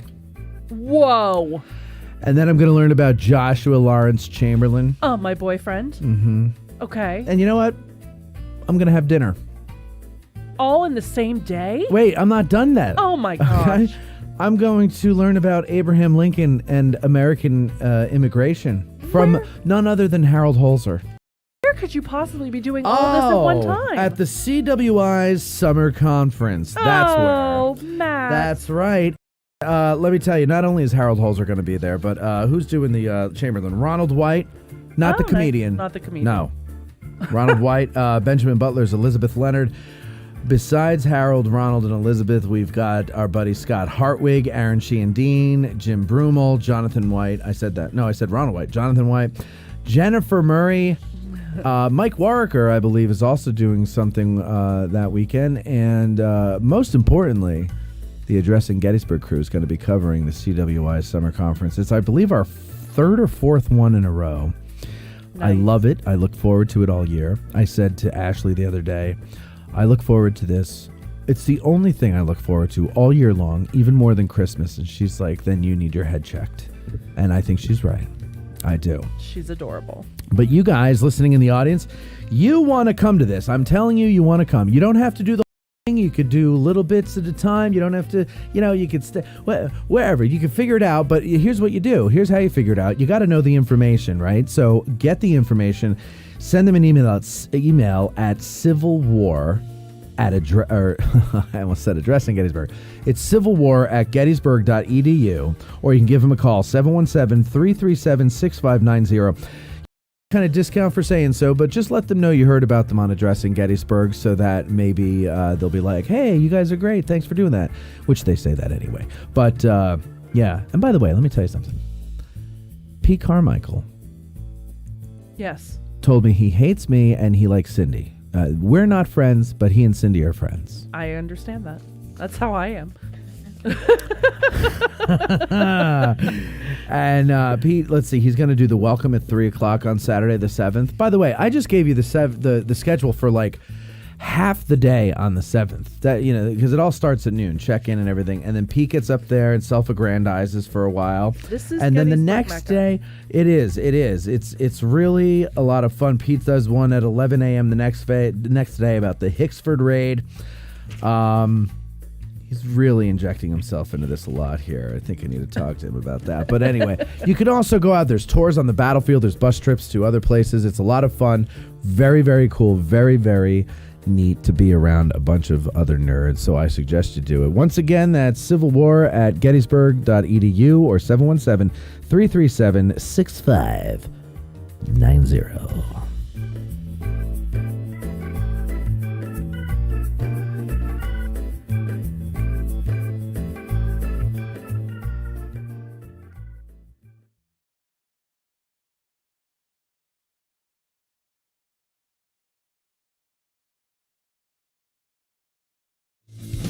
We hate abbreviations.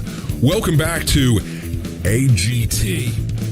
Okay, where's the writer? All right, we are back now.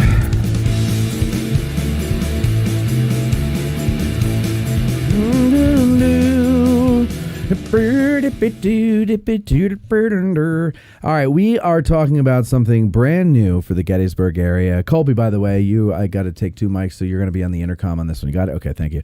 The Gettysburg Film Commission, a brand new entity started by our friends Chris Webb and Bosif Brinkman. Welcome, guys. Thank you, Matt. Thank you, Matt. Pull that closer to your mouth there, Chris, if you don't mind. And tell me now, what is the impetus behind this? What does impetus mean? It means you can't. Yeah. Really? I was going to say that, but this is a family show. Oh, I don't want want to. right. I don't want to. Never mind. It means you can't get a. All right. Okay. Go ahead. All right. Now, So- what was the impetus behind it? Well, actually, it was when we were shooting a Gettysburg Christmas. Every time I make a movie, I've been doing this for 30 years. We contact a film commission that we're the town that we're shooting in, and this time there was no film commission, and it was Chris that was acting as if she were a film commissioner. Now, what is a film commission? Okay, a film commission is it's an organization that reaches out, first of all, tries to bring a production into the town, but also it reaches out to filmmakers with, for instance, if I were to send, which I've had done before, a film commissioner my script, and said, would this be a good place to shoot? Oh, okay. They come back with, oh, you need 30 extras. We have extras. Oh, you need 1960s cars. Okay, we have 3 car clubs that you can pull from that lease. So it's like a department store for a movie company. We think that these locations would work well, and then send pics of it of the locations that are available, not just like, oh, here's a location that you might, they're vetted. Right, These right. locations are film friendly. You can lease this, you can lease that. You guys know ahead of time that you can shoot at this person's farm, or you can shoot at this store, or something Exactly. like that. Yeah. So basically, what happened was, it was Chris that went out and made all the connections with the shops, the bars, the stores, the people, the extras, and she, got a database full with the extras. And what a film commissioner does is they break down a script, and they find the needs with the producer and the director. What are the needs? So you need extras. So that's the film commission. So in other words, the film company doesn't come to you and say, we need all this stuff. Do you have it? You actually look at the script and go, we can provide that. We can provide that. Right. So you got to read these scripts. A lot of times, and sometimes they don't even submit a script. Some don't. They just call you and say, we're doing a period film, or we're doing this or that, and then you can show them to the website and they can look through the stuff. But you need, the more information that you have from them, the better you can help them. Okay. I'll give you an example. Okay. My costumer, Rebecca Bertot. Yeah. We were working 2017 on my film, The Bay House. She'd read the script. She came to me. She was also a film commissioner in her little town in Colorado. She came to me and she said, the snow scene that you want to do, we can do it up there. And I'm like, I don't know, man. It's really far away. And she said, well, okay, so tell me, I can read it, but you tell me what you need. I said, I need a forest with no snow in it, with 10 guys in a search party with 1965 or 1960s clothes. Then I need a house in the snow with a tree that we can cut down that goes into telephone lines, and then the transformer blows up. And she said, let me get back with you. 24 hours later, she's like, okay, here's the deal. I talked to the city. They're going to cut a 40-foot tree down. They're going to pull it to the location that you choose. And I got a bunch of pictures of houses and stuff. I'm like, I want that one. She's like, okay, they're good friends. I'll set it up. A few hours later, she's like, okay, it's a bed and breakfast. If you put the crew there, she said, yes, she won't even charge you. Wow. The city comes in with an auger. First of all, they cut down a 40-foot tree. So you don't use a fake tree? No. They cut down a 40-foot tree in the forest. This is in Colorado, in Silverton, Colorado, population 200 people. They cut it down. They bring it to the location. They get an auger. They dig the hole. And they replant the tree. They drop the tree in with a cherry picker and pack it down, right? Then they call the county. They call the county lineman, and he drops in 2 telephone poles and runs wire. They weren't attached to anything, and they gave us an empty transformer, those round transformer things, and attached it to the pole so we could put pyro in there. Wow. Okay, so that took 2 days to set up, and they did it for free because they wanted us there. And that a lot of that happened for Gettysburg Christmas. A lot of that happened. People were like, same way. yes, we'll just do it for free. Yeah. Right. Or and so, and with Rebecca said, look, I still need about 20 or 30 extras to be standing out in front of the house. Like, they can't believe that this old lady is taking a chainsaw to this tree that eventually falls into the lines and the transformer explodes. So she said, no, that's no problem. I've got your extras. And I said, yeah, but they need to be dressed in 1985 clothes. I've got that. I'm a costumer. Boom. It all came together so fast. Wow. We brought a huge cast and crew into that town for 5 days, and that is what a film commissioner does. Mm-hmm. And it's the same thing that Chris did. Yeah. Absolutely to a T. She rounded up the extras, the background artists. Right.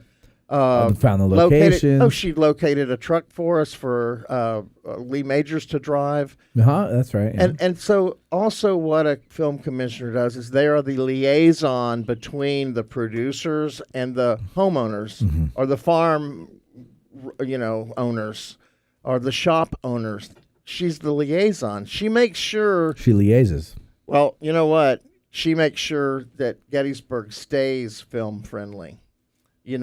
Because there's a lot of towns that have, had a lot of neglect, or they leave the home, somebody's house that they rented, and the owner says, "I'll never do that again." Right. Yeah. Right. So what Chris did the whole time was, when we were out the door, because you're in such a hurry, you can't, once we're out the door of say the restaurant that we shot in. She came in right behind us and made sure that we were out, everything was good, and that Jackie was happy. Yeah. And she did that everywhere we went. The old man shop or the one across the street, And Lark, you did the same thing. Chris, you have no movie experience at all prior to this. None. Right. And you just kind of, but you were really into the whole idea of this movie. I think we should. Baptism by fire is how she became a film commissioner. But she was like the Energizer Bunny, though. Like she was constantly going. You saw it. And she was more interested in doing it than you were, to be honest with you. And no, but I've just done it for so long. This goes back this is a long time in the making. Right. This film commission here, and Gettysburg Christmas and everything. You had an idea years ago that because you keep hearing people say, we need another movie. And of course they're talking about a battle movie, right. And nobody really realizes that the Hollywood's not going to make another battle movie unless there's some way they can woke it up or something, right? So what are you doing? So you call Bo. But you hadn't been in touch with him for years, right? Probably about 14, yeah. 14 years. And so you call him up and probably the happiest 14 of your life. And you call him up and you're like, hey, Bo, long time, no time. We need a movie. And you're the only one I know who can come and do it. And right? Well, can I cut to a Please. few years before that? Okay, go ahead. So, yeah, it was been something I saw, and I'm like, I'm not sure what to do with it, but I know I have to do something. Battlefield guides I've talked to for years because I love our history, and I'm like, man, something's got to happen here. And I was watching all the authors who would have book signings. I was so desperate to get something done. A couple times I almost showed up, and I thought, well, I'm going to get in line. I'm going to buy their book. I'm going to go up and have them sign it, and I'm going to ask them, what more are you going to do with this book? Try to stir something up. So a couple of years, that's what was happening. And everything just felt like, no, not that. No, not that. Because people were saying no, or No, because you... Me, just me. It just didn't feel right. Okay. It was just my gut. Okay. And so it's something I paid attention to for a long time. And 4 years ago, then I knew right away, it just kind of hit me. I got to find Bo. I have to find Bo and ask him, are you, finish what you guys started. There's so much more to be done here. And I didn't have his contact number. I had nothing. I lost track of everything. So we had one person in common, and that was the only person I thought, if anybody knows how to get a hold of him, it'll be this mutual friend we had in Texas. So I just reached out to her because we stayed in contact. I said, hey, I have an SOS call from Gettysburg. I said, because she's she loves history too, and she visited here years ago with Bo and I. And I said, you know how much, we all love Gettysburg. I said, I really need to find Bo. I feel like this is a desperate cry to get something restarted, rebirthed here. So I said, I don't want you to give me, if you have any access, I don't want his number. I just would like to give you mine. And if he wants to reach out to me, ask him to call me. I have an idea, and I would love to talk to him about it. So within 24 hours, he called. And here we are. What's up? You want to do what? And by Make the way, a movie about what? Shut up. So it was the very next day. Are there any good lines about flapjacks? Only if I can put flapjacks in small mountains in it. Dear Lord. Is there an opportunity for me to be really excited and ride off on a horse? So yeah. So welcome to my world now. I have you two, and then you came into the fold.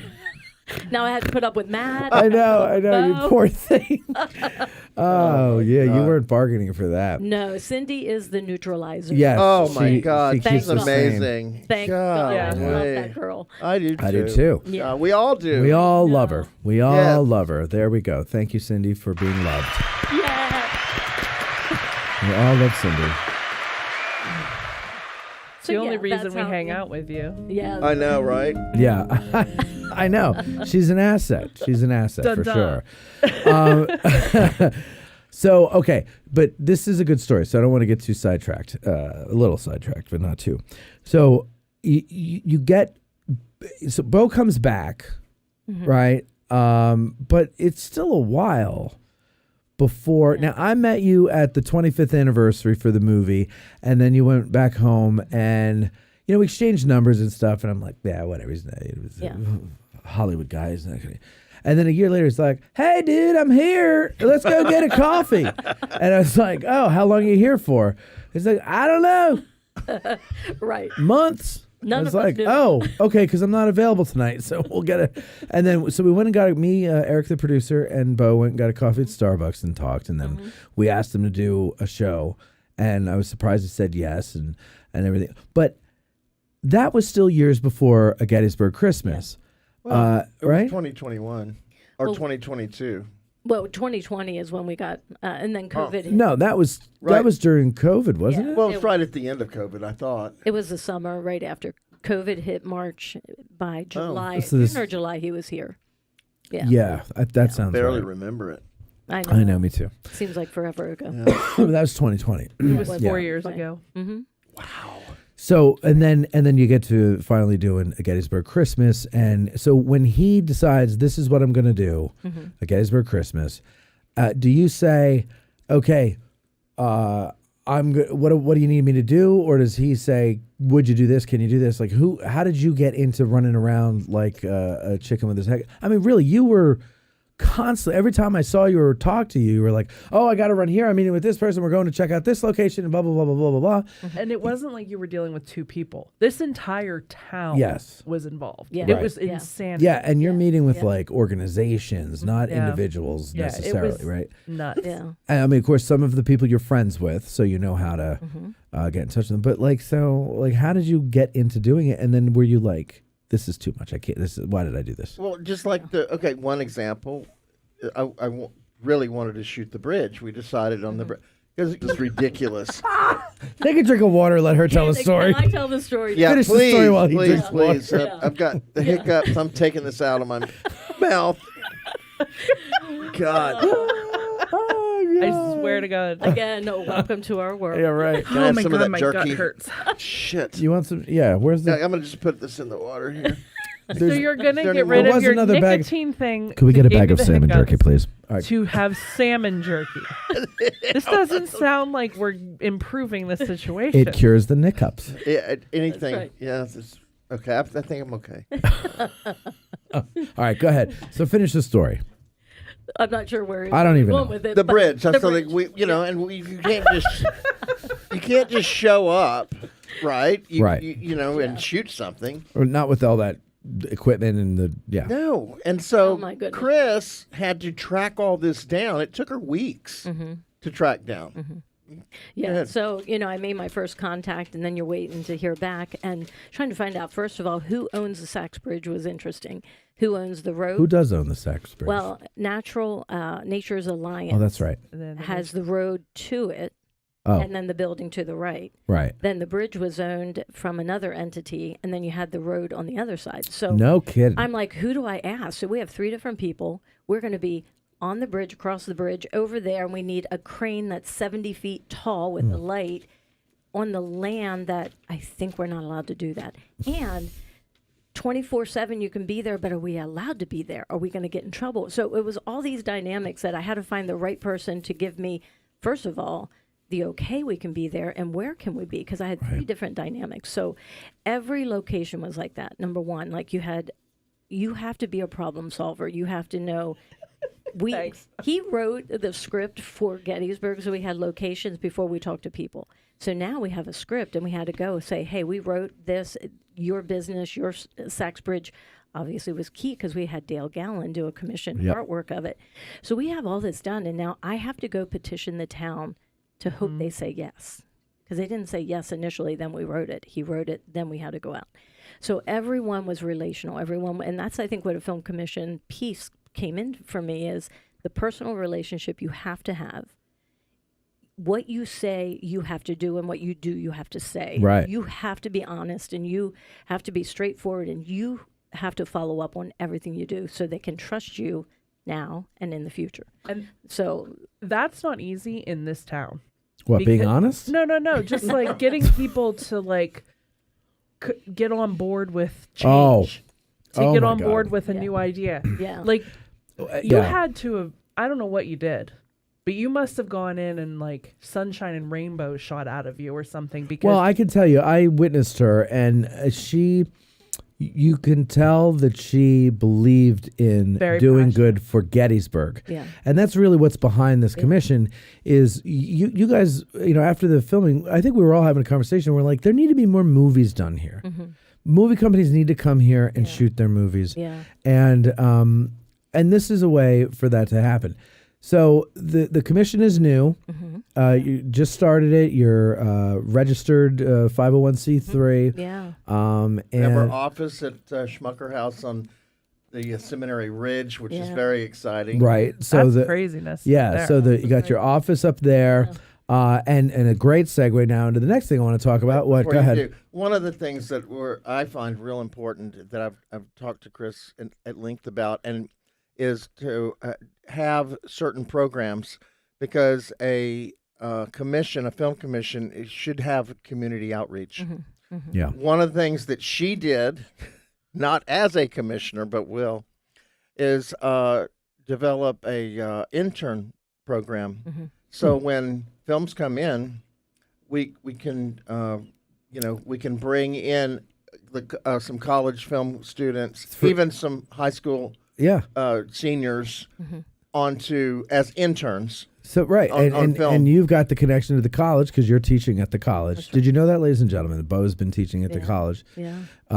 Sex ed? No, Yeah. film. No, Just a little film joke. class. Yeah. But but you're teaching them like how to shoot. Like they're going out there. yeah, it's a production yeah. class that it's an editing class, but it's production leading up to the edit. You got to edit or produce. So these internships only open to students or interns, people in their mid-30s that work for other nonprofits that might want to be involved? Okay, no. Okay, so the difference is this. Just saying. There's a difference.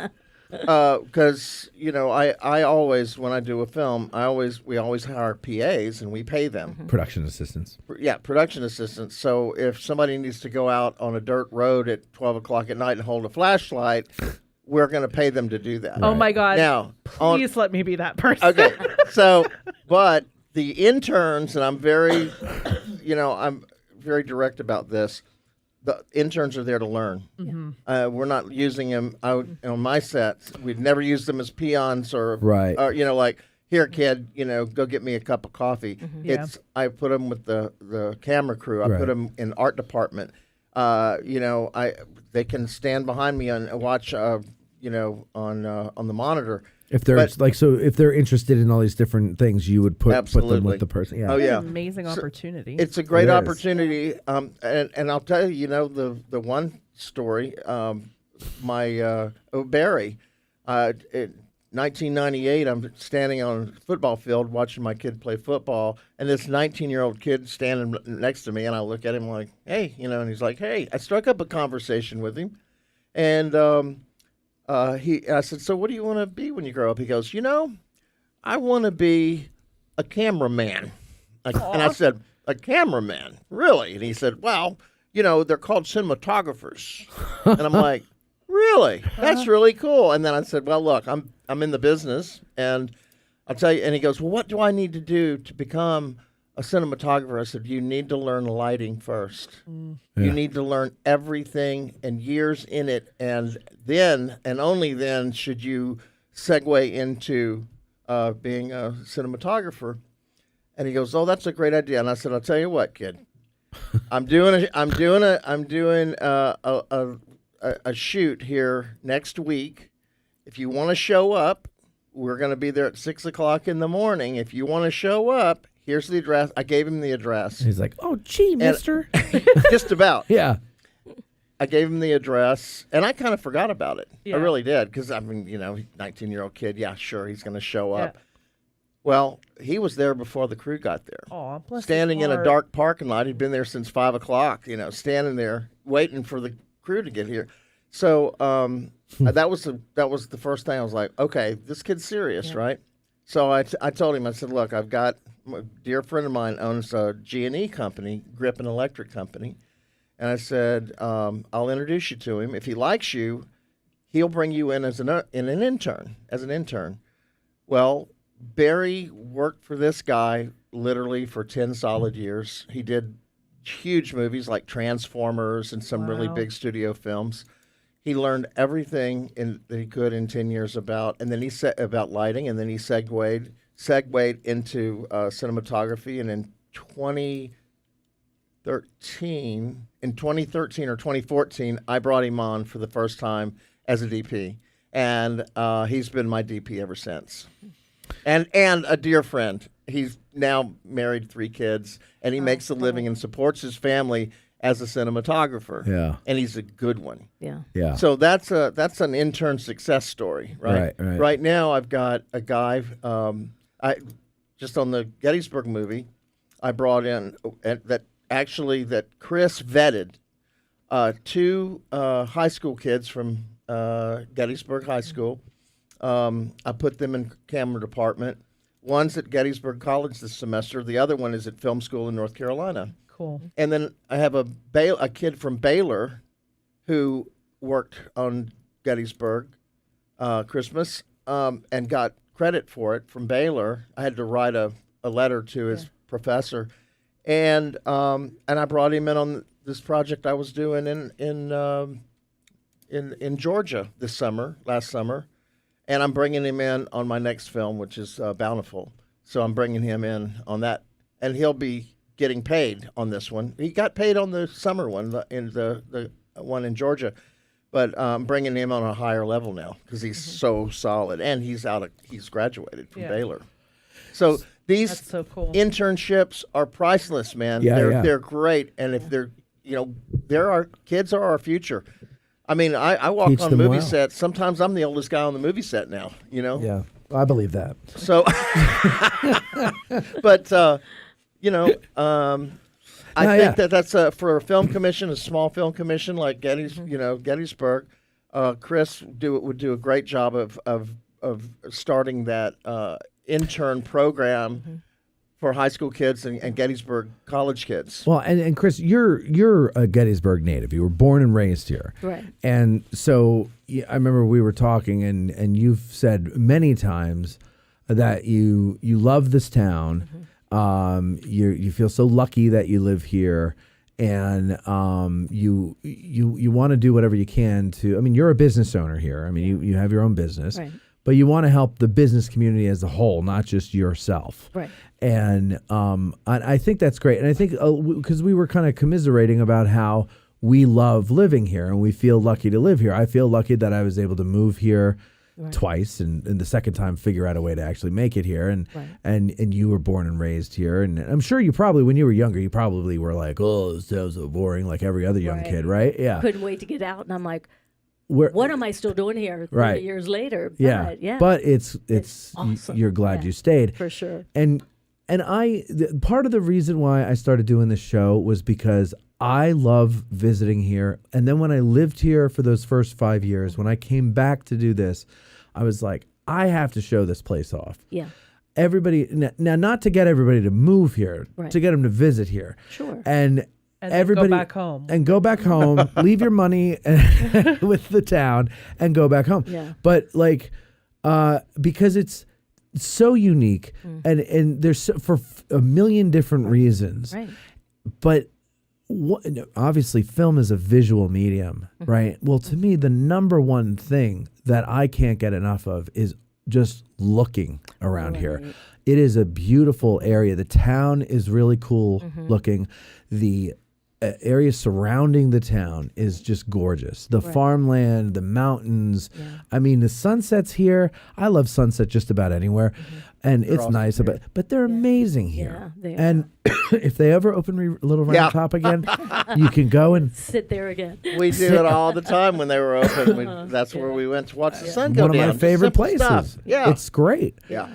But yeah, so you are really you're the driving force behind this. And Bo, I'm guessing, is was like, well, you could do a film commission. I mean, we should do a film commission because there needs to be more films. Right? Well, actually, right? well, no. Oh. Actually, Oh. well, Oh. yes, but yes. Okay, so Rebecca Bertau. Yeah. Oh. My costumer. Yeah, January and February we filmed here, right? Yeah. She was here. We were in the production office probably about 3 weeks into filming. And she looked at me, she goes, Chris, what in the world? Why is there no film commission in Gettysburg? So she gave you that idea. You are film commission. Everything you're doing, you are film commission. Okay. She's like, when we are done here, I started one in Silverton, Colorado. She said, you have got to get a film commission. So that was January, February. We finished. By June, I was one-on-one with her on the phone, listening to how she formed it, began it, did it, databasing. When we talked about the extras, the cars, hey, I can get you a tree, I can get you this, it's because you have a database built. Right. Right? The website is a database built. You have that to draw on. And so she gave me every nuts and bolts she had. She sent me everything on her database.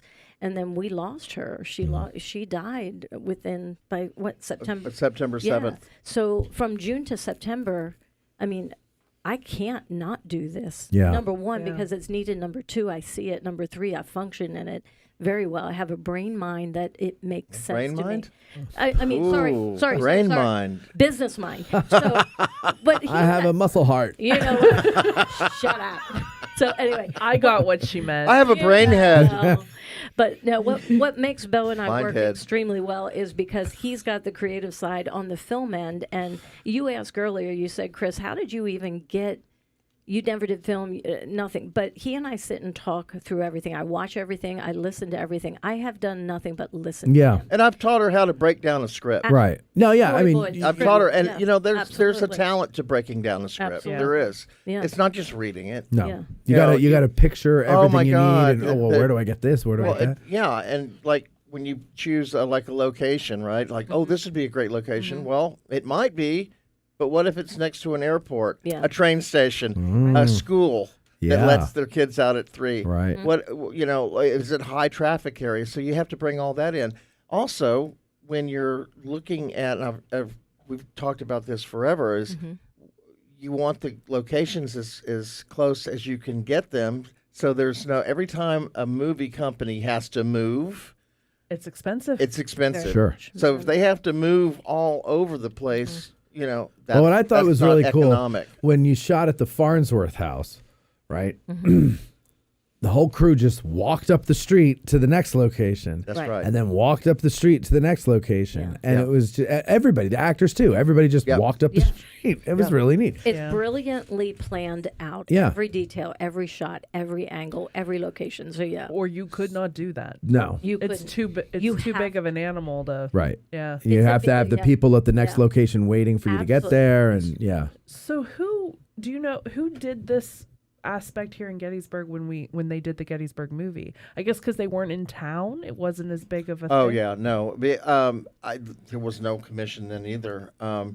But they had several line producers and unit production managers that came on early and like ahead of time. Oh yeah, and the land was leased, of course, and so all those provisions were made. They built the cupola. They did a model of the cupola, stuff like that. But the line producer, usually a film commissioner will work with the producer and the director first, and then a lot of times with the line producer, depending on what their needs are, and you're the liaison of the town, and the city too. I mean, if you need. For instance, we needed gels in the town square. For the lights. The lights. Where do you You're right. Where do you even go to get something like that? Well, okay, so she found out.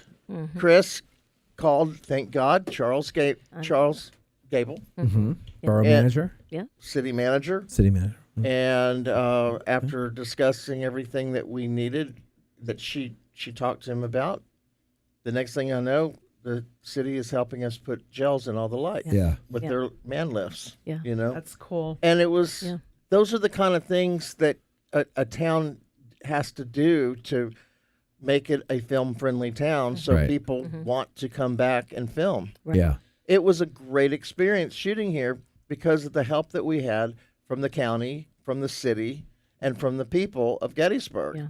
And that was all because of Chris. Yeah. She's the one that made it all pull together, and she was the liaison between us and them. So, before we get on to the event that we're going to have, there are people, and I told you this the other day, and I saw somebody in the comments say this, and let's answer this question now. Loafhouser asks, what update is there on Bo's movie being released? Yes. When is a Gettysburg Christmas going to be there for the masses? All right. We have had offers on the film. We're waiting for more before the producer in L.A. and my agent, who's working with the executive producer, decide on which way they're going to go. It's still real early. Probably won't know until August, but we've already had a couple of offers, but they want to hold out to see if they're the other offers that we know that are going to come in. So we're waiting. Me, we'll let you know. And that's unfortunately that's kind of the way it works. But we will have it here again. Who wants to think about Christmas now? Let's get to the warm weather first, right, ladies and gentlemen? I just had a meeting today about Christmas, and we're talking about the very thing you just asked with your listener. Wonderful. So, and it was about getting creative about showing the movie again this year. Was it with the person I told you to contact? Yes. Good. So. No. Who? Oh. No. No. Oh. No. Well, Totally different. it's So- the person I told you to Oh, contact. yeah. I haven't done that yet. You should. We were running all over the place, but I'm Well, going to well, you tonight. should. I will tonight. Yeah, you should tonight. We have lots of creative things we're coming up with. Good, good, good. No, I think that's good because people want to see it and everything. One more, and then we have to move on because there's a Okay. lot to cover. So now you've started this entity Mm-hmm. and you are doing this. What can we do to facilitate? How can we help you? What's the next step? Are you talking about for the film commission? Yeah. Okay, so right now. Yeah, why the hell are you here? Oh. What do you want us to do? We have a couple things, so I wasn't sure which direction. So no, right now the film commission, it is a launch, which means we are just like we did with the film. We're doing a movie. We don't have actors yet. We didn't have Right. money yet. We didn't have any of that. We were just saying we have everything now ready. 501c3. We have our office. Right now, we have to now build our website. I have to build the database. That's stuff that we have to do. So people who have say a farm Yes. and they're like, you could shoot in my You farm, know they it. should contact you. Any Business, anything. And really don't, maybe I would say to people, don't guess yourself, like second guess yourself out of it. If you have something that you want to offer, and you never know what kind of movie is coming. Yeah. Right. Yeah. So you may think, well, I have a tractor. Who's going to need a tractor? Mm-hmm. No, you know what? People might need a tractor, and maybe it's a really old fashioned one with the double wheels up front. You know those cool old ones. Yeah. Right. And you're like, who would ever need this? You never know. You guys had to Absolutely. get a horse-drawn sleigh. That's right. You know how and long guess that who took got me? that for us? Chris. Yeah. The longest thing I've ever done in my life was get ready for a horse. And it was so because you're dealing with a horse. Yeah. You know, I mean, animals take a different thing. Okay, here's another thing. You have children on set. You have to find a tutor. You have to get a school teacher. We have to have a medic. We have to have a medical person. Sure. So and there was an incident we needed. Remember that guy? Yes, for sure. So, there always so will be. Thank you for asking that, because if I can do anything right now, I'd like people to get real creative and think out of the box. Yeah. When you're watching a movie, you're watching a documentary, when you're watching a commercial, when you're watching a small short vignette. Yeah. Look at everything, because props are everything. Yeah. You have to look at a script, you have to read it, and you have to find the props of the whole entire scene you're going to do, and you need everything. This is going to be great. There is nothing you're not going to use. So how do they get in touch with you? Do you have something set up yet? Yeah, so we do have the email set up already, and this is going to be. It's Kristen. Here, give me. That I just did chicken scratch. Sorry It's about that. Kristen. Kristin at Gettysburg Film Commissioner. Commission.com. Okay. Yeah. So Kristen. Kristen at GettysburgFilmCommission.com. And that's Kristen with a K-I. Kristin. So, yeah. Okay. Now, so the Gettysburg Film Commission, the Seminary Ridge Museum and Education Center, and the Great Addressing Gettysburg are teaming up to bring you. Yeah. Ready? Wait, hold on. Wait. Yes. Ready? Hold on, wait. Hold on. I've got it all ready here. Here we go. Here we Give go. me a second. Ready? Right, come on. Okay. Cinema Under the Stars. On Seminary. On Seminary Ridge. I didn't know it had a longer name. Cinema Under the Stars on Seminary Ridge. It's Seminary free Ridge. to the public. We're going to have barbecue. We're going to have hot dogs, hamburgers. All right, wait. Bring your own beer. Bring your lawn chair. Bring your blankets. Bring your family. And Bring your hats. Our so now- first film is going to be. Wait, we know it already? Yes. Just one. Just one. Okay. Yeah, because you. Oh, we know this. Well, I know this. Yeah, go ahead. What do you think it is? Well, do you want me to give it away, or do you want to let the people guess? Oh. I think it's going to be this one here. There's no time. No. There's no time. What? I told you there's no time for that. There's no time. My boy's got the down dog. What's up? I reckon I can. The situation is very confused. And he said nothing. He just stood there. Oh, poor you. All right, it's not going to be Gettysburg. The best years of our lives. Oh, well, tell me when 1946. Gettysburg is going to play, not the first one, because there's a set date for that. Okay, all right. Yeah, there's a set date for that. Wait. Let's all slow it. So the Seminary Ridge Museum and Education Center is playing Gettysburg. Yes. In June. Yes. End of June. Or End of right, June. end of June. End of June. We are doing this July, August, September. June, July, June, August. July, August, September. So we have 4. We have 4 movies. All right. Plus it was Gettysburg 3 is yesterday. 5. So 5 movies. June, July, August, September. No, and then Gettysburg is the 5th in between. So there's 2 in June, July, August, September. No. Oh my Yes. God. Yes. Oh, no, wait. What? The Best Years of Our Lives first. Right.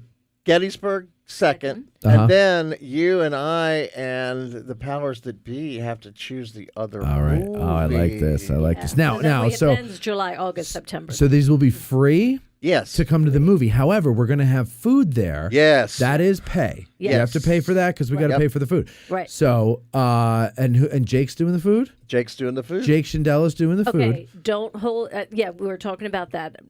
But it's not set in stone or? Well, I think we're still working. Okay. Still But we're going to Everything's get Jake to do it. Oh, Jake's going to do the food. Oh, yeah. Okay, Jake's He's going to do the excited, food. very excited Yeah, about okay, it. great. So we're going to have a great time. It's going to be fun. You get to come out and we're going to, and now if it rains, what? We go inside, right? Can we use the theater inside or do we not know? I think that if it rains, we'll have another day. A rain date. Okay. Yeah, a rain date. Okay. So it's we don't have dates. Did we decide is it going to be like the second Saturday or something of the month or That's how? going to be actually within a couple days. We're gonna We'll have know all in a the few days. The solidified. seminary. We will let we're you still- guys. We will let you know this. Yeah. Yeah, we only had one meeting so far, and they gave us the blessing. But then there's little things that we Right, you got to work out the details. That's But this is detail. what's happening. Yeah. It's going to be free. It's a great way to come and hang out and learn and see a movie hopefully you've never seen and learn about that film. Right. I mean, yeah. We're going to do history of we're the gonna- film beforehand. Yes, Yeah. history Oh, of the good. film beforehand. Oh, that's Yeah. good. Yeah. And oh yeah. Oh yeah. Okay.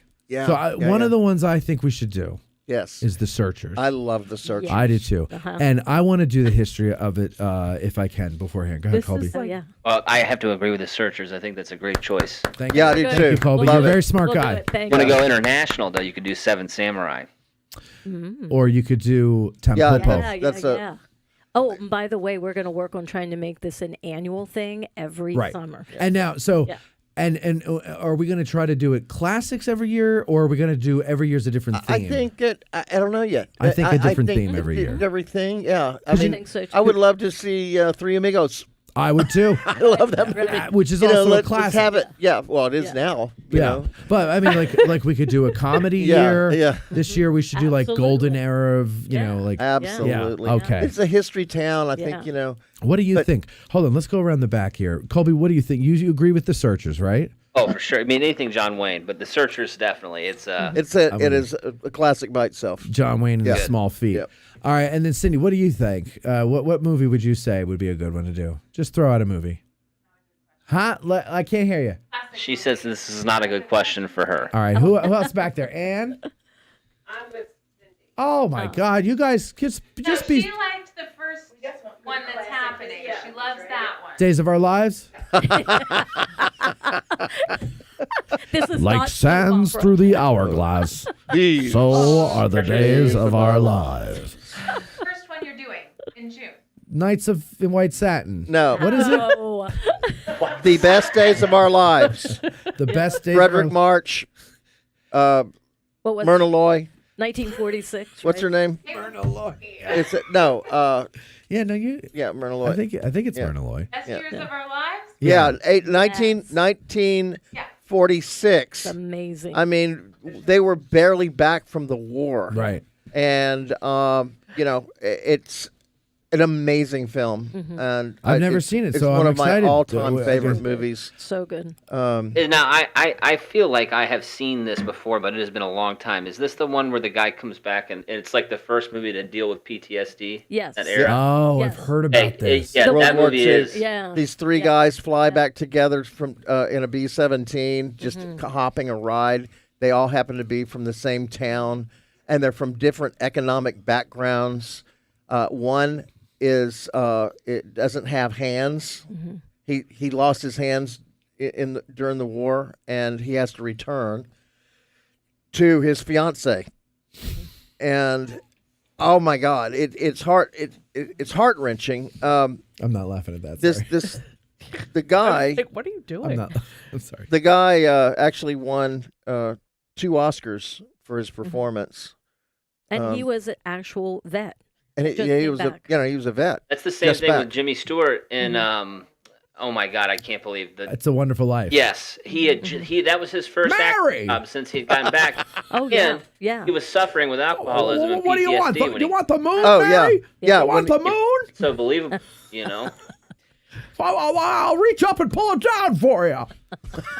Hey, that's pretty good, man. Yeah, and he was in a B-17. He was the executive officer of the 8th Air Force. Yeah. Yeah, amazing guy, man. And my cousin. You're related to Jimmy Stewart? Mm-hmm. He and my grandpa were first cousins. No kidding. That's awesome. Did you ever meet his dog Blue? I didn't. You were not even born. No. Actually, you want to know something kind of crazy? I think Charles Bronson was in his air wing during the war. Oh, I wouldn't doubt it. I don't know what he was in. I There's just learned so that he was a many veteran. actors that there's a list of all of the actors of that time and what they did, and it's amazing what all they did. And then they just came home, never thought about it again, and started working. Listen, I gotta move it along. So here's a couple of recommendations from the audience here. Okay, Spaceballs. Mel Gibson classic. Love Spaceballs. Matt is really good at counting on his fingers. That's a great skill to have for a podcaster. Thank you, Eric. Say that was a Mel Gibson classic. I mean Mel Brooks. Hey, what about you know it? What about the Dirty Dozen? Dirty Dozen. Love the Dirty Dozen. That's a really controversial scene at the time when they threw those grenades down to the German officers when they got them trapped below ground. Magnificent Seven. Not as good as the Dirty Dozen, though. No, I'm just throwing out classic movies. Throw better ones. Butch Cassidy and the Sundance Kid. Always down for that. That's a great one. Oh, suddenly I have a good one. Well, even a broken clock's right twice a day, bro. How about this one? A Gettysburg Christmas Battle. That should be the name of the sequel. How about Eric? A Gettysburg Christmas Disaster?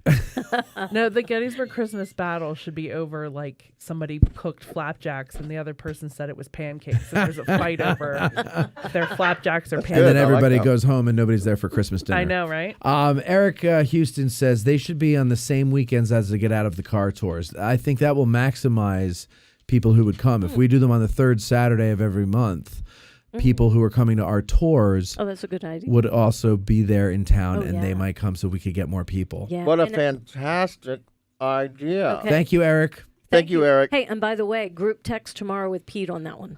Okay. Very good. Good idea. Let's see. 6 questions says it sounds fun. Garrick wants the contact for the Film Commission again. It's Kristen at GettysburgFilmCommission.com. Kristen, Kristin. Let's see here. Come as your favorite character. And that's cool. You can have people dress up as their favorite characters in the movies if they know them, if there's something like that. You should dress up. 6 questions says Casablanca. Garrick says Bladen Saddles. Not as good as Blazing Saddles, but I don't think we could get away. Casablanca is such a great film, That but is. it's been shown 3 times in Gettysburg this year. Yeah. We went to one of them. Yeah, you we did, went yeah. with me. That was cool. That was the first time I ever saw it. I would like. One of my favorite all-time films is also Sunset Boulevard. Oh, it's a great Never saw movie. that It's Billy Wilder once again directed. Fantastic acting. William Holden. It's a fantastic film. One of my casting directors in Los Angeles, Gloria Swanson, who played herself basically, because she was a silent film star, and oh my God, it's just such a great film. My casting director had never even heard of it. And I'm like, really? I've heard of it. I've just never seen it. And I'm like, wait a minute. You would love it, I Matt. said, what do you mean you've never heard of it? And she goes, no. And I said, it's like one of the almost all time. It's in the top 5 of the best movies ever made. And she's like, oh, I'll have to get that. And then she called me like 2 days later and said, I can't believe I never saw that movie. It's so good, Bo. Yeah. I've watched it twice. I just watched it twice in a row. It was so good. And I'm like, yeah. And you're a casting director in Hollywood, and you've never seen the movie. That's crazy. Yep. So let's see. Here's another one. Pale Rider. Clint Eastwood. Yep. That's a good one. I love this one here. Is that the one with Chris Penn? I got a story about that. I think so. Okay. Can I tell you real quick? Go Or ahead. do we have time? Well, Okay. make it quick. Do So- like the Micro Machines Man. All right, so I was at Universal, and a friend of mine was shooting a film with Chris Penn, who I'd met several times, and so he had a break, and he goes, "Hey, Bo, I hear Clint Eastwood is like shooting like 2 doors down, 2 sound stages down. Will you go over there with me?" I'm like, "Yeah, sure." So we walk over there, and he was shooting. This is how long ago it was. He was shooting. The only flop he ever did was with Pink Cadillac? Burt Reynolds. Oh, what's that? It was a 1920s thing with starring him and Burt Reynolds, and he was directing. Okay. Clint was directing, and he's just sitting there, like majestically, like in the door of the soundstage. They were prepping for a shot, a rain shot, a car rain shot in front of the soundstage, and so we just walked up to him and said, and literally went, "Hey, Clint, how's it going?" We were kids. We were in our 20s, and he goes like, he looks over, "Hey, how are you?" And I'm like, "Great, I'm Bo Brinkman," And he's like, "How you doing, Bo?" "Yeah, and I'm Chris Penn." He's like, "Oh, Chris Penn. Yeah, my kids really like you." And he goes, "Really?" And he goes, "Oh yeah, they really like you." And so the three of us talked for about 5 You're minutes. with that Madonna girl. No, that was my big brother. Oh, they like him. So anyway, long story short, they call him away, and he's like, "Well, nice to meet you guys." And he walks off. And then, like 6 months later, he gets a call, and he gets a part in Pale Rider. He No didn't even kidding. audition for it, just a call, and he Really? How cute Yep. is that? So you got him. Well, he I just walked over with Yeah, him. you went with him. I was a fly on the wall. I was like, "Well, that's really great, Chris." Aw, Bo. But What a he freak. didn't call me. Oh.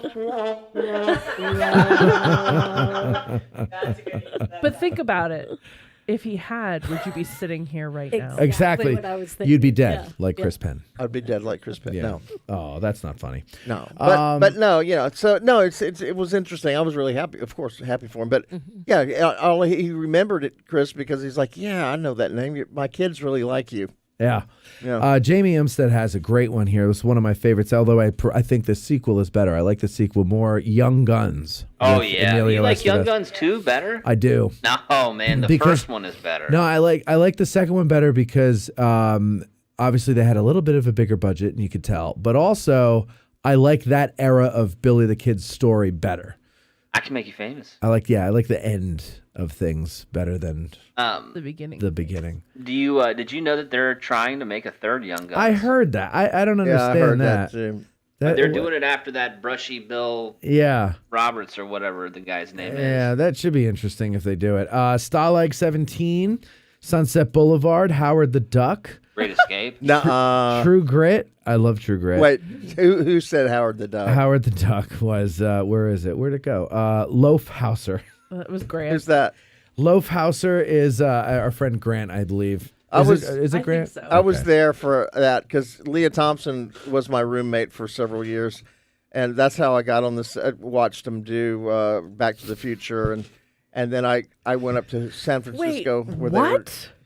they were shooting while they were shooting Howard the Duck. Cause, yeah. Leah Thompson was your room. I love Yeah. how you throw out these Yeah, things right. like Just random. like random. Like, hey, Leah Thompson was my Oh, roommate. it I was so, carpooled it with was so Steven long Spielberg. ago. I mean, it was Yeah. like ancient times. I was in my 20s. And she wasn't Leah Thompson then. Yeah, she was. No, but she was?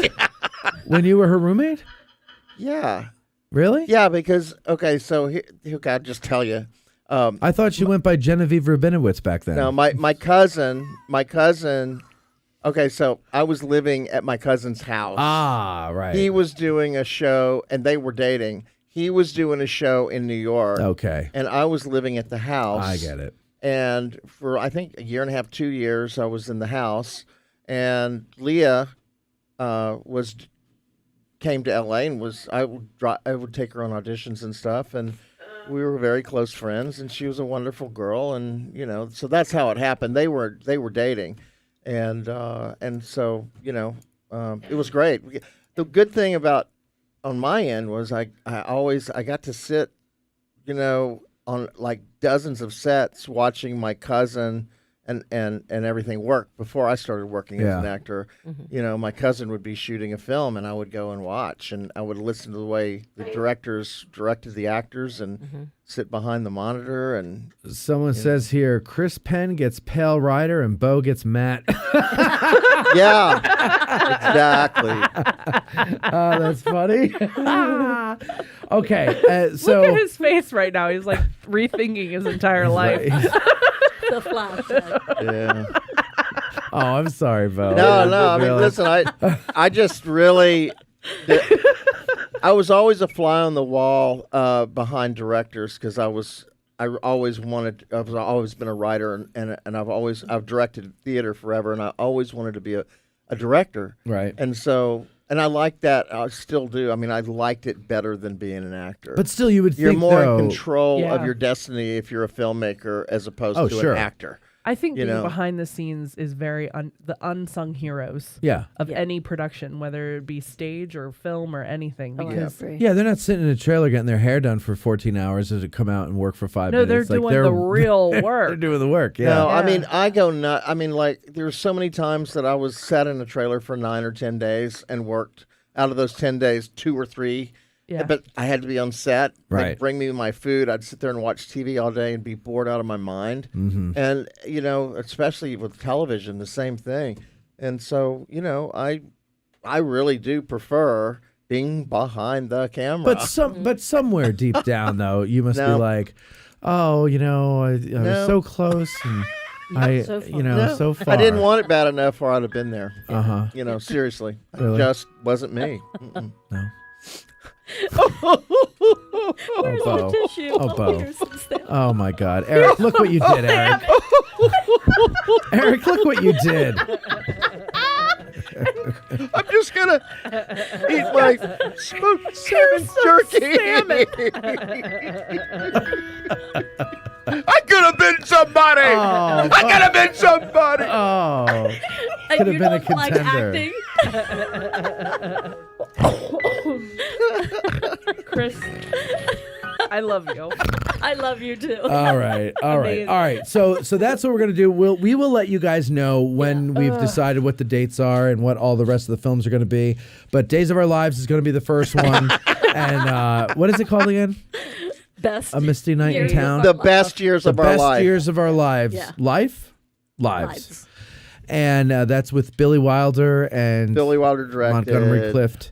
And who's in it? Oh my God, Myrna Loy. Frederick March. Tell me more people nobody's ever heard of. You've never heard of Myrna Loy? I've heard of Myrna Loy, but not Frederick March. So good. Really? Yeah. No. Yeah. Oh shit! Like for me, it's like 50s. That's where I start with the movies. And you don't go all the way. Dan Andrews. I love him. Have you ever seen Laura? Yes. Oh my gosh, that's no, I've heard of it. Oh, great film. Seen it's it. Kind of a I film own noir, it. you know, one set kind of movie almost, but right. Really, really good. Dun dun. All right. Well, so so now we got another thing to cover, and then we got to get to Bethany's news. So Cindy, if you come in here, please. This show's never gonna end. No, I know, and we have to eat at the same time. This is the show that never stops. This is the show that never ends. 10 till. All right, I know we're gonna get this. We have to get it done. I have to walk the Cindy dog. got bumped last week, and she beat me up when we got home. Okay.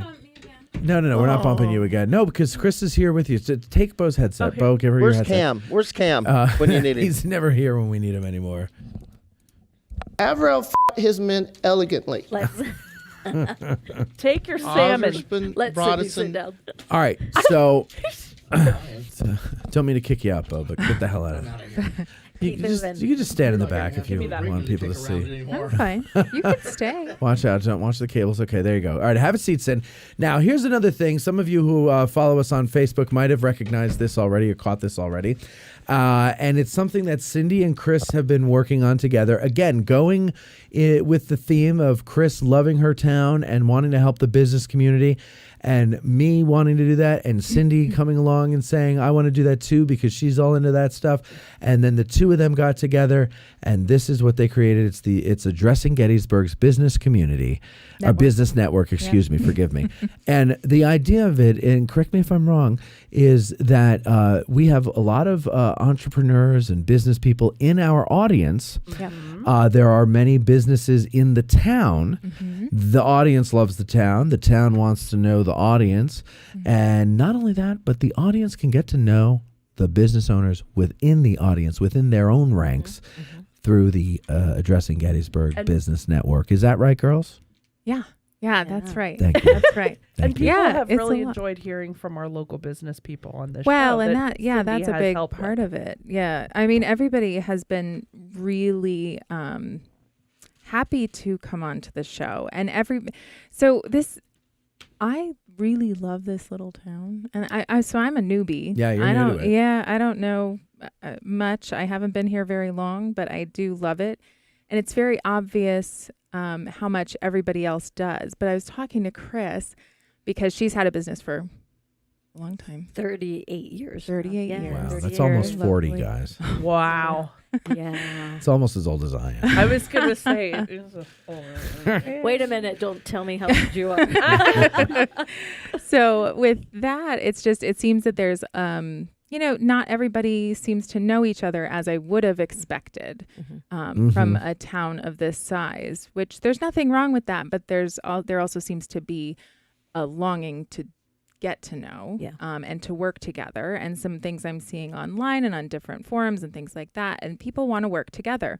And I think there's a lot of opportunities out there to be able to collaborate and do that. And then with speaking with you and the Addressing Gettysburg community, there's a lot of entrepreneurs there, and how great it would be to collaborate with each other. They love this town as well, obviously, for a variety of reasons. And so I think it's important to get everybody together. So we did just launch the Facebook page. We will at some point have a website, but that's not quite done yet. So we're still building up an audience there. And then we're going to start with events locally. So it is free. It's not a paid membership to join, as a lot of these business networks are. It's free to join. I'm working right now on getting together a calendar of events to be able to put that up on the Facebook page and collaborate somehow so that people can add their own things as well as I like that. I can add things. So like someone from, it doesn't matter where they are. Yes. They can. So like if I'm in Akron, Ohio, and I have some kind of business and I'm doing some kind of an event, I can put that up there, and then other listeners in Akron, Ohio or nearby might see it and go, oh, we can go to Jerry's, bake off or whatever he's doing. And then they go and then now they know each other, and maybe they could work together or patronize each other's business in different ways, right? Yeah. Is that kind of I love that idea. We're going to be also doing some member spotlights. So what I'll be doing is putting out a Google sheet for people to fill out and send back. So once a week, we'll do a member spotlight and advertise your business for you. So it's really just giving people a way to get their businesses out there, and for other people to have a place to go to see what's there, to find out what's going on. So there's a multitude of things that it seems people are looking for, not just things to do, ways to collaborate, getting to know people they didn't know before. So there's a lot of different reasons it seems that people are interested in this. And, so far so good. It's growing pretty quickly. It's only been out there for about 2 weeks now, a little bit less than 2 weeks. We're close to 70 followers, so everybody go follow, please. And it's called what? Addressing Gettysburg's Business Network. It's on Facebook, so it's facebook.com/AG Business Network. You could get to us by that. So follow, share that link, and just make sure you have your notifications on for the page as well, because right now we're doing a lot of sharing of events and things like that, tagging different local businesses to try to build up our audience. But there's a lot more to come with this for sure. Chris, what are your thoughts on it there? Well, when Cindy approached me with it, being a business owner for as long as I've been, when you're a brick and mortar business person, you're busy inside, whatever your inside is, right? And the one thing that I liked about it is I always wonder, I'm like, how can I be in this small town and really truly not know any business owners? You know, you get so entrapped if you're not careful in your own workplace that you don't know how to knock on a door to the other business owners if you need a cup of sugar. Yeah. And that's the one thing I'm like, how do we bridge that? How do we communicate? How do we know each other? And then the other thing that drove me nuts for years was finding out about things after they just happened. Yeah. That happens all the time. Right. Yeah. Okay. It drives me insane. Me too. Yeah. So her idea, when she came to me with a few of it, I love the idea because I love networking. I love communicating. I love relationship.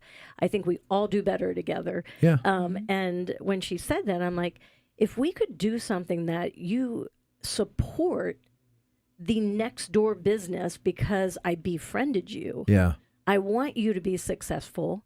And then when my thing comes, we become like this supporting of each other, because what makes Gettysburg great is that we all find a success in the endeavor that, like, we emptied our bank account to take a chance on. Yeah. Which is called small business. You know what's interesting is I don't know this because I wasn't in any kind of business when this was the thing, but before the internet, right? I would bet, my hunch is that the complaints that you just laid out there would not have been a thing. Because what did you have? 2 or 3 newspapers, right? Which is where everybody got their local news, right? Right. While the internet has made the world smaller, it has also balkanized the world. Yeah. Because now you can only follow what you're into. You don't have to follow the one thing everybody else does and sift through the stuff you don't like just to find the stuff you do. Now you can just go in an echo chamber, and you can go where whatever. Right. So I think that's what it is. Like, because I'm like, why in the day and age of the internet, why do I find out about events after they've happened? Right. And it's because there's more than one place to find the information, and many people, there's too many, and many people are their own media company, basically, because they have all the information on the Facebook page, but they don't tell anybody else. Right. And if you're not a follower of their Facebook page, you're not going to know. Yeah. So you Sometimes need don't know hubs they like exist. this. Huh? Yeah. Sometimes you don't know they exist either. And so, that's one of the biggest things. I've always really loved events, and so I love to look for what's going on in any town, but this town especially, they do some really cool things. And so as I'm looking for different things, and I discover new pages and things like that, and there's some of them that some don't have a lot of followers, some have a lot of followers, but there's not a lot of awareness about, it's just going on their Facebook page and not somewhere else. So I really think getting the word out and getting people talking to each other, and that's one of the things that I've noticed when I'm bringing people onto the show, they're really willing to do that. And I think that just shows that they'd be willing to also, go and meet with people they don't know yet in the town and find out what's here and work together. I think that's the sad thing is that, because you're right, like I'm very surprised that when you reach out to people and invite them on, even people that haven't heard of it are like, yes. Yeah, right. And I think it's because we're starving for human interaction, because everything is so disconnected from being connected online, that these business owners are like, yeah, I want to talk about my business. I don't want to type about it. I don't want to show a picture of me doing my work. I want to talk about my business. Yeah. And well, everyone who's here is so passionate about what they do. And I think that's what makes the town so great. It's not just, a bunch of stores that are just open and there. It's that they truly are passionate about what they do. And so they love to talk about it. You wouldn't open a business in Gettysburg if on a whim. No. It's too expensive to do. Yes. Right. People here are, it is very... It's a tough nut to crack. It is. Yeah. And you can tell the ones that are just, I'll try it and see what happens. They're not here very long. I get that. When I hear that, and I just get that feeling in my stomach, and I was like, oh, God bless you. Like, it's not, because you can't be whimsical with it. You got to really understand it. Yeah. And you got to understand. Something that would work in, let's say, Clarion, Pennsylvania, is not going to work in Gettysburg, Pennsylvania. No. This is a tough town to get into. Something that would work in Clarion would be like a spelling book. Well, I'm going to toot a horn for Gettysburg right now that I have seen because of this. And I think Cindy, what she is doing is she's going to spotlight the very thing that makes the business owners here so great is, yes, I agree with you 100%. It's a tough nut to crack. But it's not because it's a wrong and a bad nut. It's because, you know what I mean? And I know you didn't mean that at all. I'm just, the one thing I've noticed is that there is a microscope on you here. And it's not a bad thing. Like, it's only bad if you're doing bad. Well, that's but a true, microscope if you're doing great and you have a passion and you want to do something because you believe so much in it. People are attracted to passion. People are attracted to authenticity. Yeah. They're attracted to honesty. They're attracted to those things. And that in a small business shows up really quickly if you carry that. Yeah. So I call it's the weeding out, not to say that the ones who don't make it, that they are the weeding out. For whatever reason, it didn't work. But the ones that really hang and linger, I'm telling you, it's because they have a foundation of that. Yes, and, I agree. You know what I mean? I remember there was one who opened. I want to say it was 2018. I'm not going to name it or anything like that. But the guy who opened it for a year or two before was going on Borough Vent, which is a Facebook page for the Gettysburg Borough. Not done by the borough, but it's people. And he was always talking, like showing, it was a food, I won't say what kind of food, but it was a food restaurant. It was a restaurant. And he was showing the food that he was making, pictures of the food. And he's like, just made this dish and, it's just another thing. It's going to be on the menu at blah, blah, blah, whatever he named the place, And it was always, making food in honor of the troops, which I never understood that. I don't get that. Colby, as a veteran, and you hear people say, I'm writing with my left hand in honor of the troops, or just something ridiculous in honor of the troops. Does that drive you nuts? I've never. That's a metaphorical instance there, right? Okay, let me tell you. Like, if a guy is going to open a restaurant here in Gettysburg, and he's trying to get some attention ahead of time, and he's showing pictures of the food he's making, and he's like, can't wait to make good, let's just say shrimp scampi. Shrimp scampi in honor of the troops, or in memory of the troops. I can't say that I notice it and it bothers me, but if I think about that, like if that's something that I do notice, it's something you see right through. Like, clearly that's just... Yeah, it's pandering. Pandering, yeah. Yeah, okay. All right, so anyway, he does that and everything. But then what he does is he posts his politics. Oh. And he gets in these fights with people. So he has already alienated half of his potential customer base, right? And then he gets into business and... At the end of the day, it is still a small town, man. It is it is a very small town, and the thing, he didn't last like 6 months. Yeah, because then when he's in business, like he told people of different races, I don't want your business, and like really, and then hauled off and hit his wife in front of people, like really. Jerky things. Won't last. You're not going to do well if you do that. No. So don't do that. No. So highly not recommended. Yeah. So we don't want people like that in the network, of course, but yeah, like we want people to show their wares and show off. And then, so we have the Addressing Gettysburg Forum, which is it's a private group on Facebook where people can join. You talk about the battle, you talk about the show. What's funny is a lot of people join and they've never heard of the show. They're like, what is it? What's all this podcast stuff you're talking? We're like, well, this is for a podcast. But they just join anything that has to do with Gettysburg. Okay. They just see Gettysburg, they go boop, boop, boop, boop, boop. Yeah. And but we have a rule in there that you can't sell your wares. Like if you're don't advertise your business, don't advertise your. But this is what we created for those people. Yeah. This is for you, and I hope you guys take advantage of it because I want us all to do well. And we can help each other do well. You guys have helped me. I've made this a living because of you and your support. Our patrons, we have we're at 500 of them now. And the businesses that sponsor the show, it's time that we help each other. So now we're going to help you guys, and I really hope you take advantage of it. And I hope you figure it out. Don't leave it to us to tell you how to operate it. Right. You guys figure out what you could do. Collaborate with each other. I hate that word collaborate because everybody overuses it, but you know what I mean. Do something.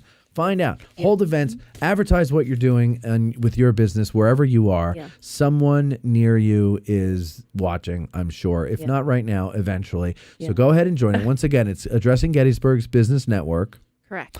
On Faccia Libre, which is, of course, Italian for Facebook.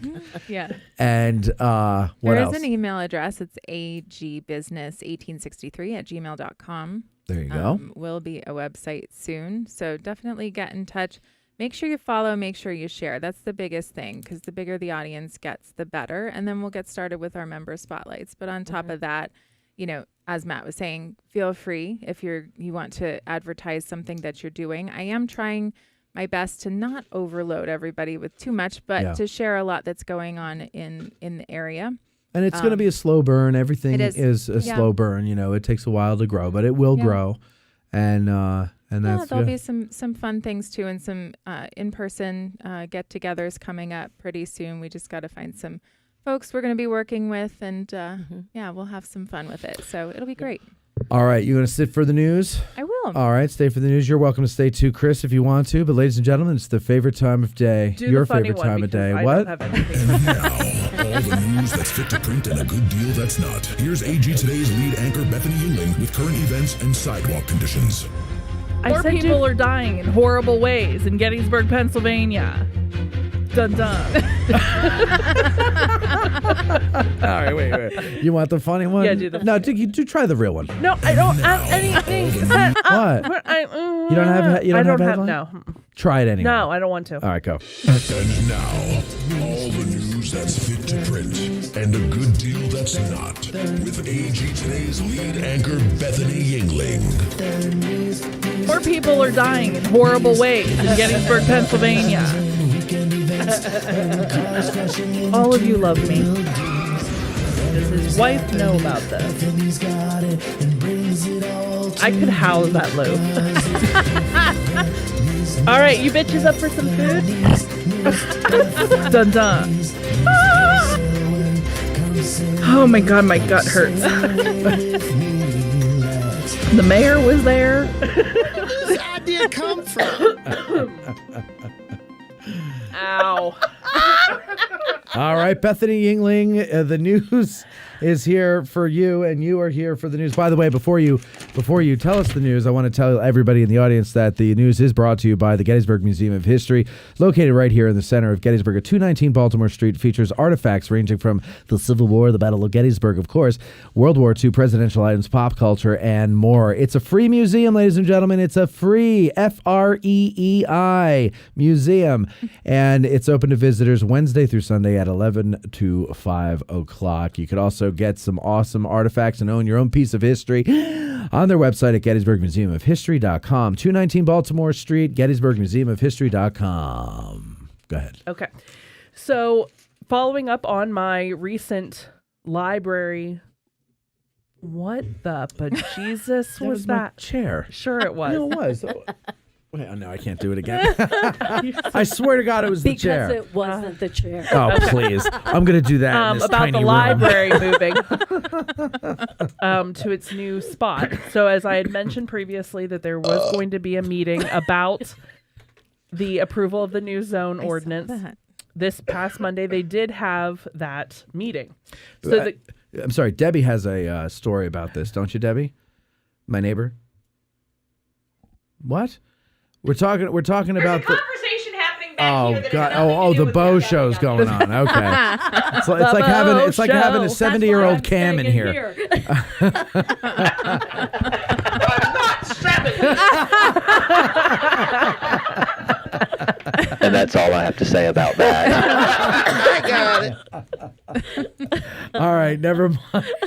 It's the Bo Show. The Bo Show. Always. Okay, so now what do we got? So 3rd Battalion, 3rd Marine Infantry Regiment, 3-3. So during their regular business meeting, the council unanimously voted to advertise an ordinance. So what that means is you can now go up and talk to them about this ordinance. But the reason that I actually pulled this article was because I thought it was very interesting that they decided, at the meeting, the council wanted to reiterate that they are not approving the moving of the library. The borough council. Yes. So in other words, they disapprove? No. Oh. They're approving the changing of the zoning. It is the library board Mm-hmm. that is moving the library. Mm-hmm. So what they're saying to you is, Leave us please alone. don't complain to to the them. borough. Right. Yeah. They have nothing to do with it. Yeah. Yeah. If you really want to see change, go to the library board. Mm-hmm. So I thought that was very interesting. Who did we have on that was talking about this? We didn't have anybody on, but we are going to. Uh, We were talking to her. Oh, in private. Correct. Oh, okay. So I just thought that was interesting that there was a whole article about this. Because I bet you they are getting a lot of controversy back and forth. Yeah. Oh, yeah. It is a they very are. controversial topic in town right now. Well, they are, but I will say, once they're able to talk about it, I think it will make a little bit more sense. Yeah. And I so mean- that will be great. And we will have somebody on to talk about Yes. that Yeah. at that time. Yes. And truthfully, I see both sides of the issue. Exactly. I truthfully do. I agree. I've seen And we the love the interior building. of that We've building. talked about that. We've talked about the building. Cindy and I, if they do move, we are going to open our own event center. space Mm-hmm. Yeah. At the library? at the library. Yep. Oh, very nice. Yeah. Now we just need the money. We're going to solicit donations. Yeah. If anybody wants to help AG us. today. Wait, patreon.com. Dressing Gettysburg. Yeah. Um, Yeah. Send it over there. Yeah. Yeah. Wait, hey, Tristan, you're on the air. Bitch, it's grand. Tristan, hello? I don't hear Tristan. I thought you were making that up. No. Saying that to shut me up. No. At the Okay. borough meeting, they also talked about the pilot parking program. So it was designed to ease bus traffic congestion in the borough, and it's off to a very slow start. I thought this was interesting. In a response, no businesses have applied to reserve meters. This was put into in March by the council. It was put into effect to approve a 3-month pilot program to allow restaurants with a seating capacity of 50 or greater to reserve several meters for up to 12 hours a day when they expect buses. Oh. No one has taken them up on it. Wait. What? Right? Does anybody else think that that's the weirdest thing you've ever heard in your life? I missed the beginning. Of course you did. I don't know. They the have a story. pilot program. Yes. They started in March. Yes, for people flying planes. Yes. For buses, if you are a restaurant with a seating capacity of 50 or more, you can reserve the meter out front. Gotcha. And no one applied. No one applied for I wonder why. So, Because the buses don't come into well, town. how did Well, That's no, why they go- do. They do. Who? For Where? restaurants. right? So how did they tell people about this? See that? Well, not on it addressing has- Gettysburg. It has been out there because I've seen it out there in the ether. I think that I don't know the answer. This is not official in any way in any capacity. I'm gonna say I have two theories. One, it's a silent protest against the entire thing. That's interesting. Or B, there aren't enough restaurants with a capacity over 50. I feel like there are. No, I'm pretty sure there are. And I would have I thought can't- that there would be at least one. Yeah. Yeah, well, that's I'm the gonna first say- thing that came to my I'm mind. gonna say silent protest then. Perhaps. Yeah. Okay. My thought is I can't imagine 3 meters worth of space. That would be... How do you yeah. get a bus into 3 meters? I wouldn't want to back that thing up in there. No. You know what I mean? Yeah, well, that's why they get a special Yeah. license. Well, I'm just saying, the congestion. And Oh, yeah, no. Yeah. I'm imagining doing it I on like can't York even- Street or Chambersburg. Like, forget that. Well, not But only see- that, I see 3. I'm like, how do you do that? Yeah. Anyway, My anyway. thing is, if you are going to complain about the parking and you are going to complain that there are no spaces for buses to park downtown, a silent protest just shows them that nobody wants that. Right. And then you're not So going to get the chance. if that's what you're doing, and I can't say that that's what you are because I honestly am not involved in this in any way, shape, or form, I don't think this is the right way to go about See, it. the complaints that I've been hearing haven't been from restaurants saying there's nowhere for buses to park. It's from people Other who people. other people who need buses because they have, like Nancy, she has Shriver, the yeah. Shriver House and she needs the spaces up front because she gets buses of people that come in. She needs it. And then what do? They take that bagging thing away? Like, can she still not do it, or what's the deal with that? It's I mean, I know it's currently- not just her, but yeah, I mean, it's like, currently no one's allowed to bag you meters. can, but there's like a special thing you have to do, and it's only at certain times, and yada yada yada. And so it's a thing. But anyway, It's well, just a very isn't that's interesting thing. probably causing a little bit of a weirdness too if they can't reserve them for the attractions they're coming to visit now, but they can reserve them for restaurants. Like I mentioned around Easter time, the churches were complaining because you couldn't do it during the week, but they have services during the week because it's Holy Week, right? Or it's a holy day of obligation throughout the year. You need, right. So what are you going to have? You're going to have all your people who would park out front because those are technically used kind of like a handicap parking for people to be closer to the front door. Now everybody has to walk. Right. Yeah. Okay. Yeah. So there's so much to this. And why the reason that I keep bringing it up is because if you are a local business owner or if you live in this town, it's time to start paying attention. Yeah. Like this is when we pay attention to the stuff that's going on around town. Okay. Yeah, when it's too late. Yeah. So, all right. On to more happier. Yes, you're going to have to kill your babies on this one because we're running out of restaurant time. Go ahead. Right. So there was a huge Stacker. Do you know Stacker? It's a online. They pull lists from like Yelp and stuff like that and then publish them as like the top 10 of blah, blah, blah, blah, blah. Yeah. Okay. So they pulled the highest ranking pizza restaurants in Gettysburg. Oh, let me guess. Can I guess? So this is the top 7. Okay, I'm going to give you 3. Top 3. Okay. Top 3. All right. This is not my top 3. This is what I'm thinking people voted.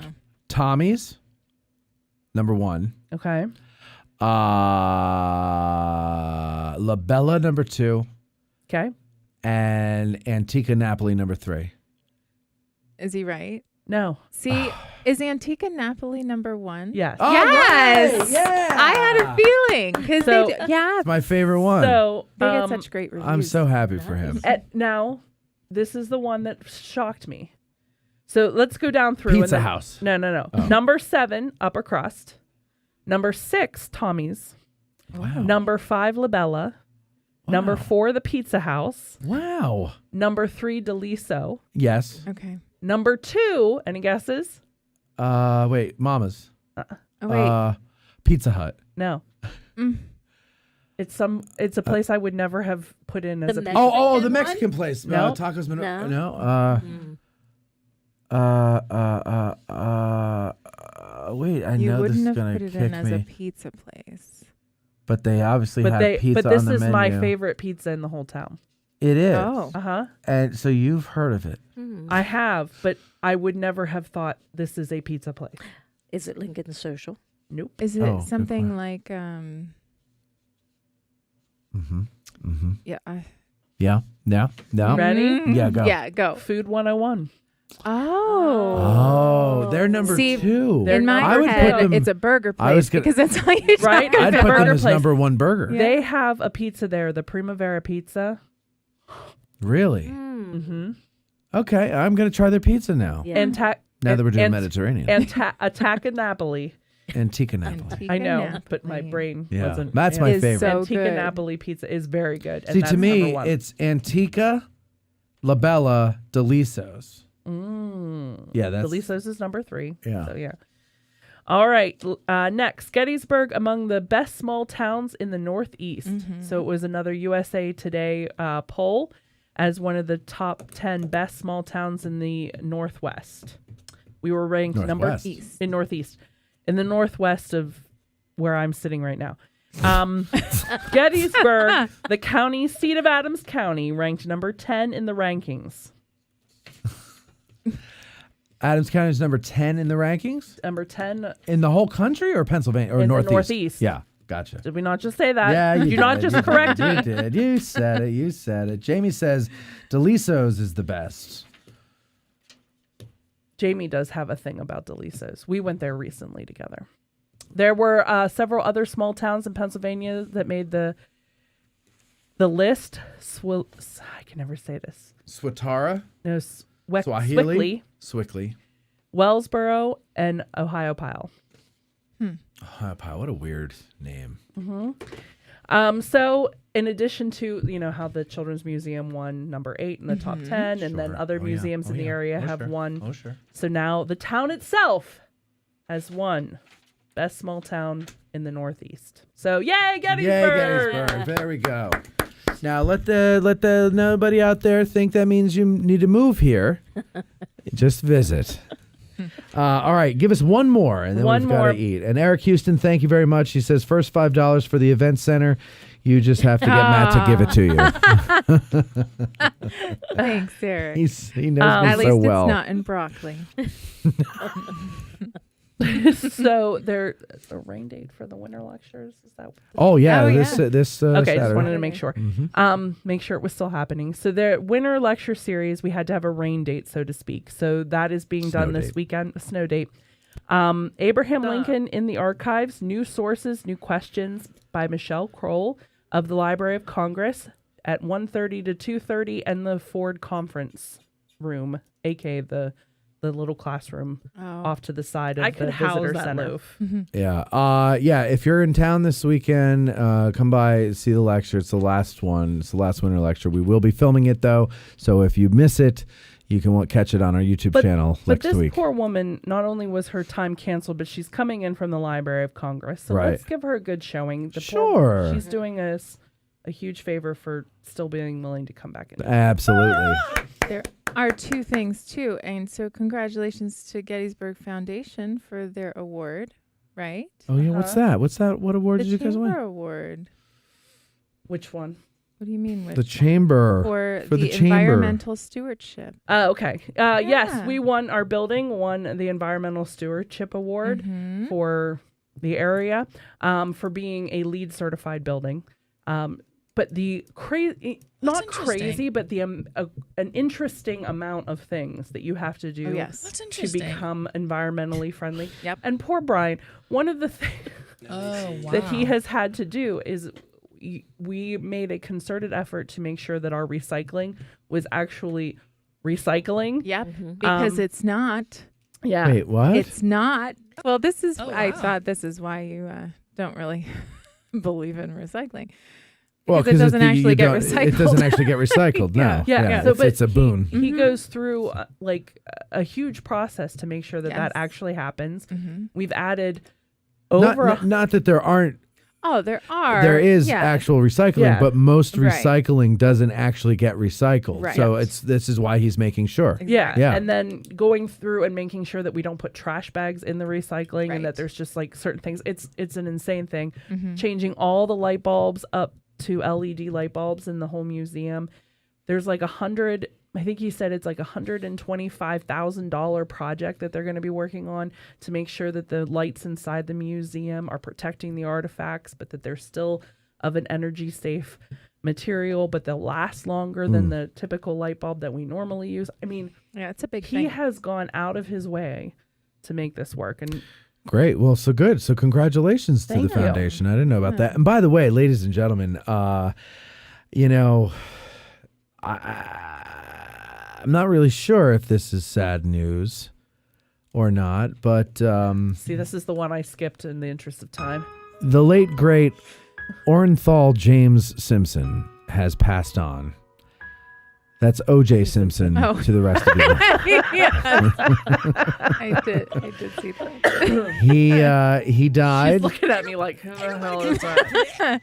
He died of the Big Casino. I didn't know he had cancer, but he passed away from the Big Casino. I don't think anybody did. I have to tell you, it's a little weird. It's a little weird that OJ died, and not because I like the guy. Murdering two people is not really on my list of things to do to get me to like you. But oh darn! But I don't know. Did you hear that in the back there? OJ died today. What do you think about that? What are the thoughts in the peanut gallery? If the glove fit, you must acquit. Or if the glove don't fit, you must acquit. That's what I think. That's what you think. That's not a thought. I had more trouble with the idea that he was 70. 75. Listen, when you come out with a book that says "If I would have done it," if I did it, or if I did it, said he was 70. Then I don't feel too bad that he's gone. Right. I don't either. At all. Hey, what? I hope he's dancing in the Devil's Disco right now. Wow, the Devil's Disco. You know what? That is where disco music is still played, in hell. They just got the Bee Gees on repeat. Well, the Bee Gees is different. And then one more piece of happy before you go. Talk about the sutlery really quick. Oh yes, okay. And so, oh my God, we're laying a lot on you guys, and thank you. This is a 3-hour show. 3 people that are still. I know. So the sutlery, we'll talk more about it next week because we'll actually have time. We'll have no guests next week. But the sutlery on on addressinggettysburg.com. It's addressinggettysburg.com/shop. It will take you to the Heritage Depot. We've teamed up with Mike Stretch over at the Heritage Depot, who does very fine work. He did our logo. He manages our website. And I said, Mike, why don't we team up, put our stuff together? He needed more exposure. I needed not new, but different flavor of designs. And so there you go. So you don't have to be into Gettysburg. You don't have to even be into addressing Gettysburg. You could be into World War I, World War II. He's got a whole bunch of different stuff up there. Go check it out. A lot of people say, Matt, where do you get this word cloud here with Little Round Top, the Wheat Field, Devil's Den, Ziegler's Grove, and all that other stuff on it? That's where I got it. That's where I got it. That photograph, that painted photograph behind Bethany there of the 111th New York statue. That is done by Mike Stretch. It actually is a photograph of the statue, but he colors it in Photoshop to make the skin tones, to put mud on the trousers, to give color to the uniform and everything else. He's a very talented guy. And go ahead, check that out. We're going to do a special. We did a special. What was it for? First day of spring. We did a 1-day sale, and it was 24% off for 2024, right? Yep. And it went very well. So we're going to do another sale, 15% off everything in the store for National Park Week. So April 20th through the 28th, everything will be 15% off in the store for National Park Week. And of course, we love our national park here at Gettysburg. And so in honor of all the national parks, but especially ours, the best one in the world, we are going to have that sale there. All right. The best two. The best two. Oh, yes. Well, I consider them one. I know technically they're two, but I consider Eisenhower and Gettysburg what? The cemetery is technically its own entity. I consider them one, even though there's technically 3. They're all the same to me, but they're not. I know they're not, but they, to me, in my head. So when I say the park, I do include all of those. All right, now, let's end the show and go eat. I don't know we have to just go to Sheetz and get subs. I ate already. Oh, so that's why you let this go long. Oh my God. Because you already ate. That ain't right. David. That ain't right. That ain't right. Hey. Everybody in the back, thank you very much. I'm glad you're enjoying the Bo Show. And we have a patron, Ann, who came by to watch the show. I hope she's still awake. I can't see her. Thank you very much for the cookies, Ann. Thank you for your patronage. There are cookies? Yes, she brought them in. I showed you before. No, you did not. Oh, well, you already ate. So everybody else, Cindy, thank you. Bo, thank you. Chris, thank you. Colby, thank you. Debbie, thank you. Thank you. Reza, thank you. And we'll see you guys next week. Have a good one. Bye. Dwight Gooden. AG Today's opening theme is written and performed by Colin Southfield and the Mushroom Country Band. Bumper music is arranged and performed by Billy Webster and sometimes Kevin MacLeod. AG Today is produced by Matt Cowlery, Bethany Yingling, Debbie Jones, and Cindy Compton. Engineered by Colby Sumner and maybe sometimes someone else. Guest accommodations are provided by the guests themselves. We'll need a couple thousand patrons to be able to put people up in hotels. How is that, Lou? Speaking of patrons, maybe you'd like to become one.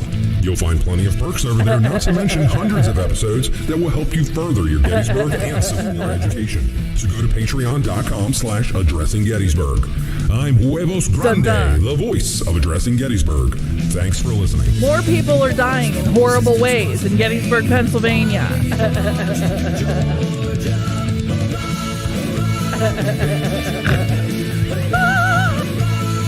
Oh my God, my gut hurts. Dun dun. Does his wife know about this? All right, you bitches up for some food? When I turn 60, I swear to God, I'm going to the gym. We can just get real nutty.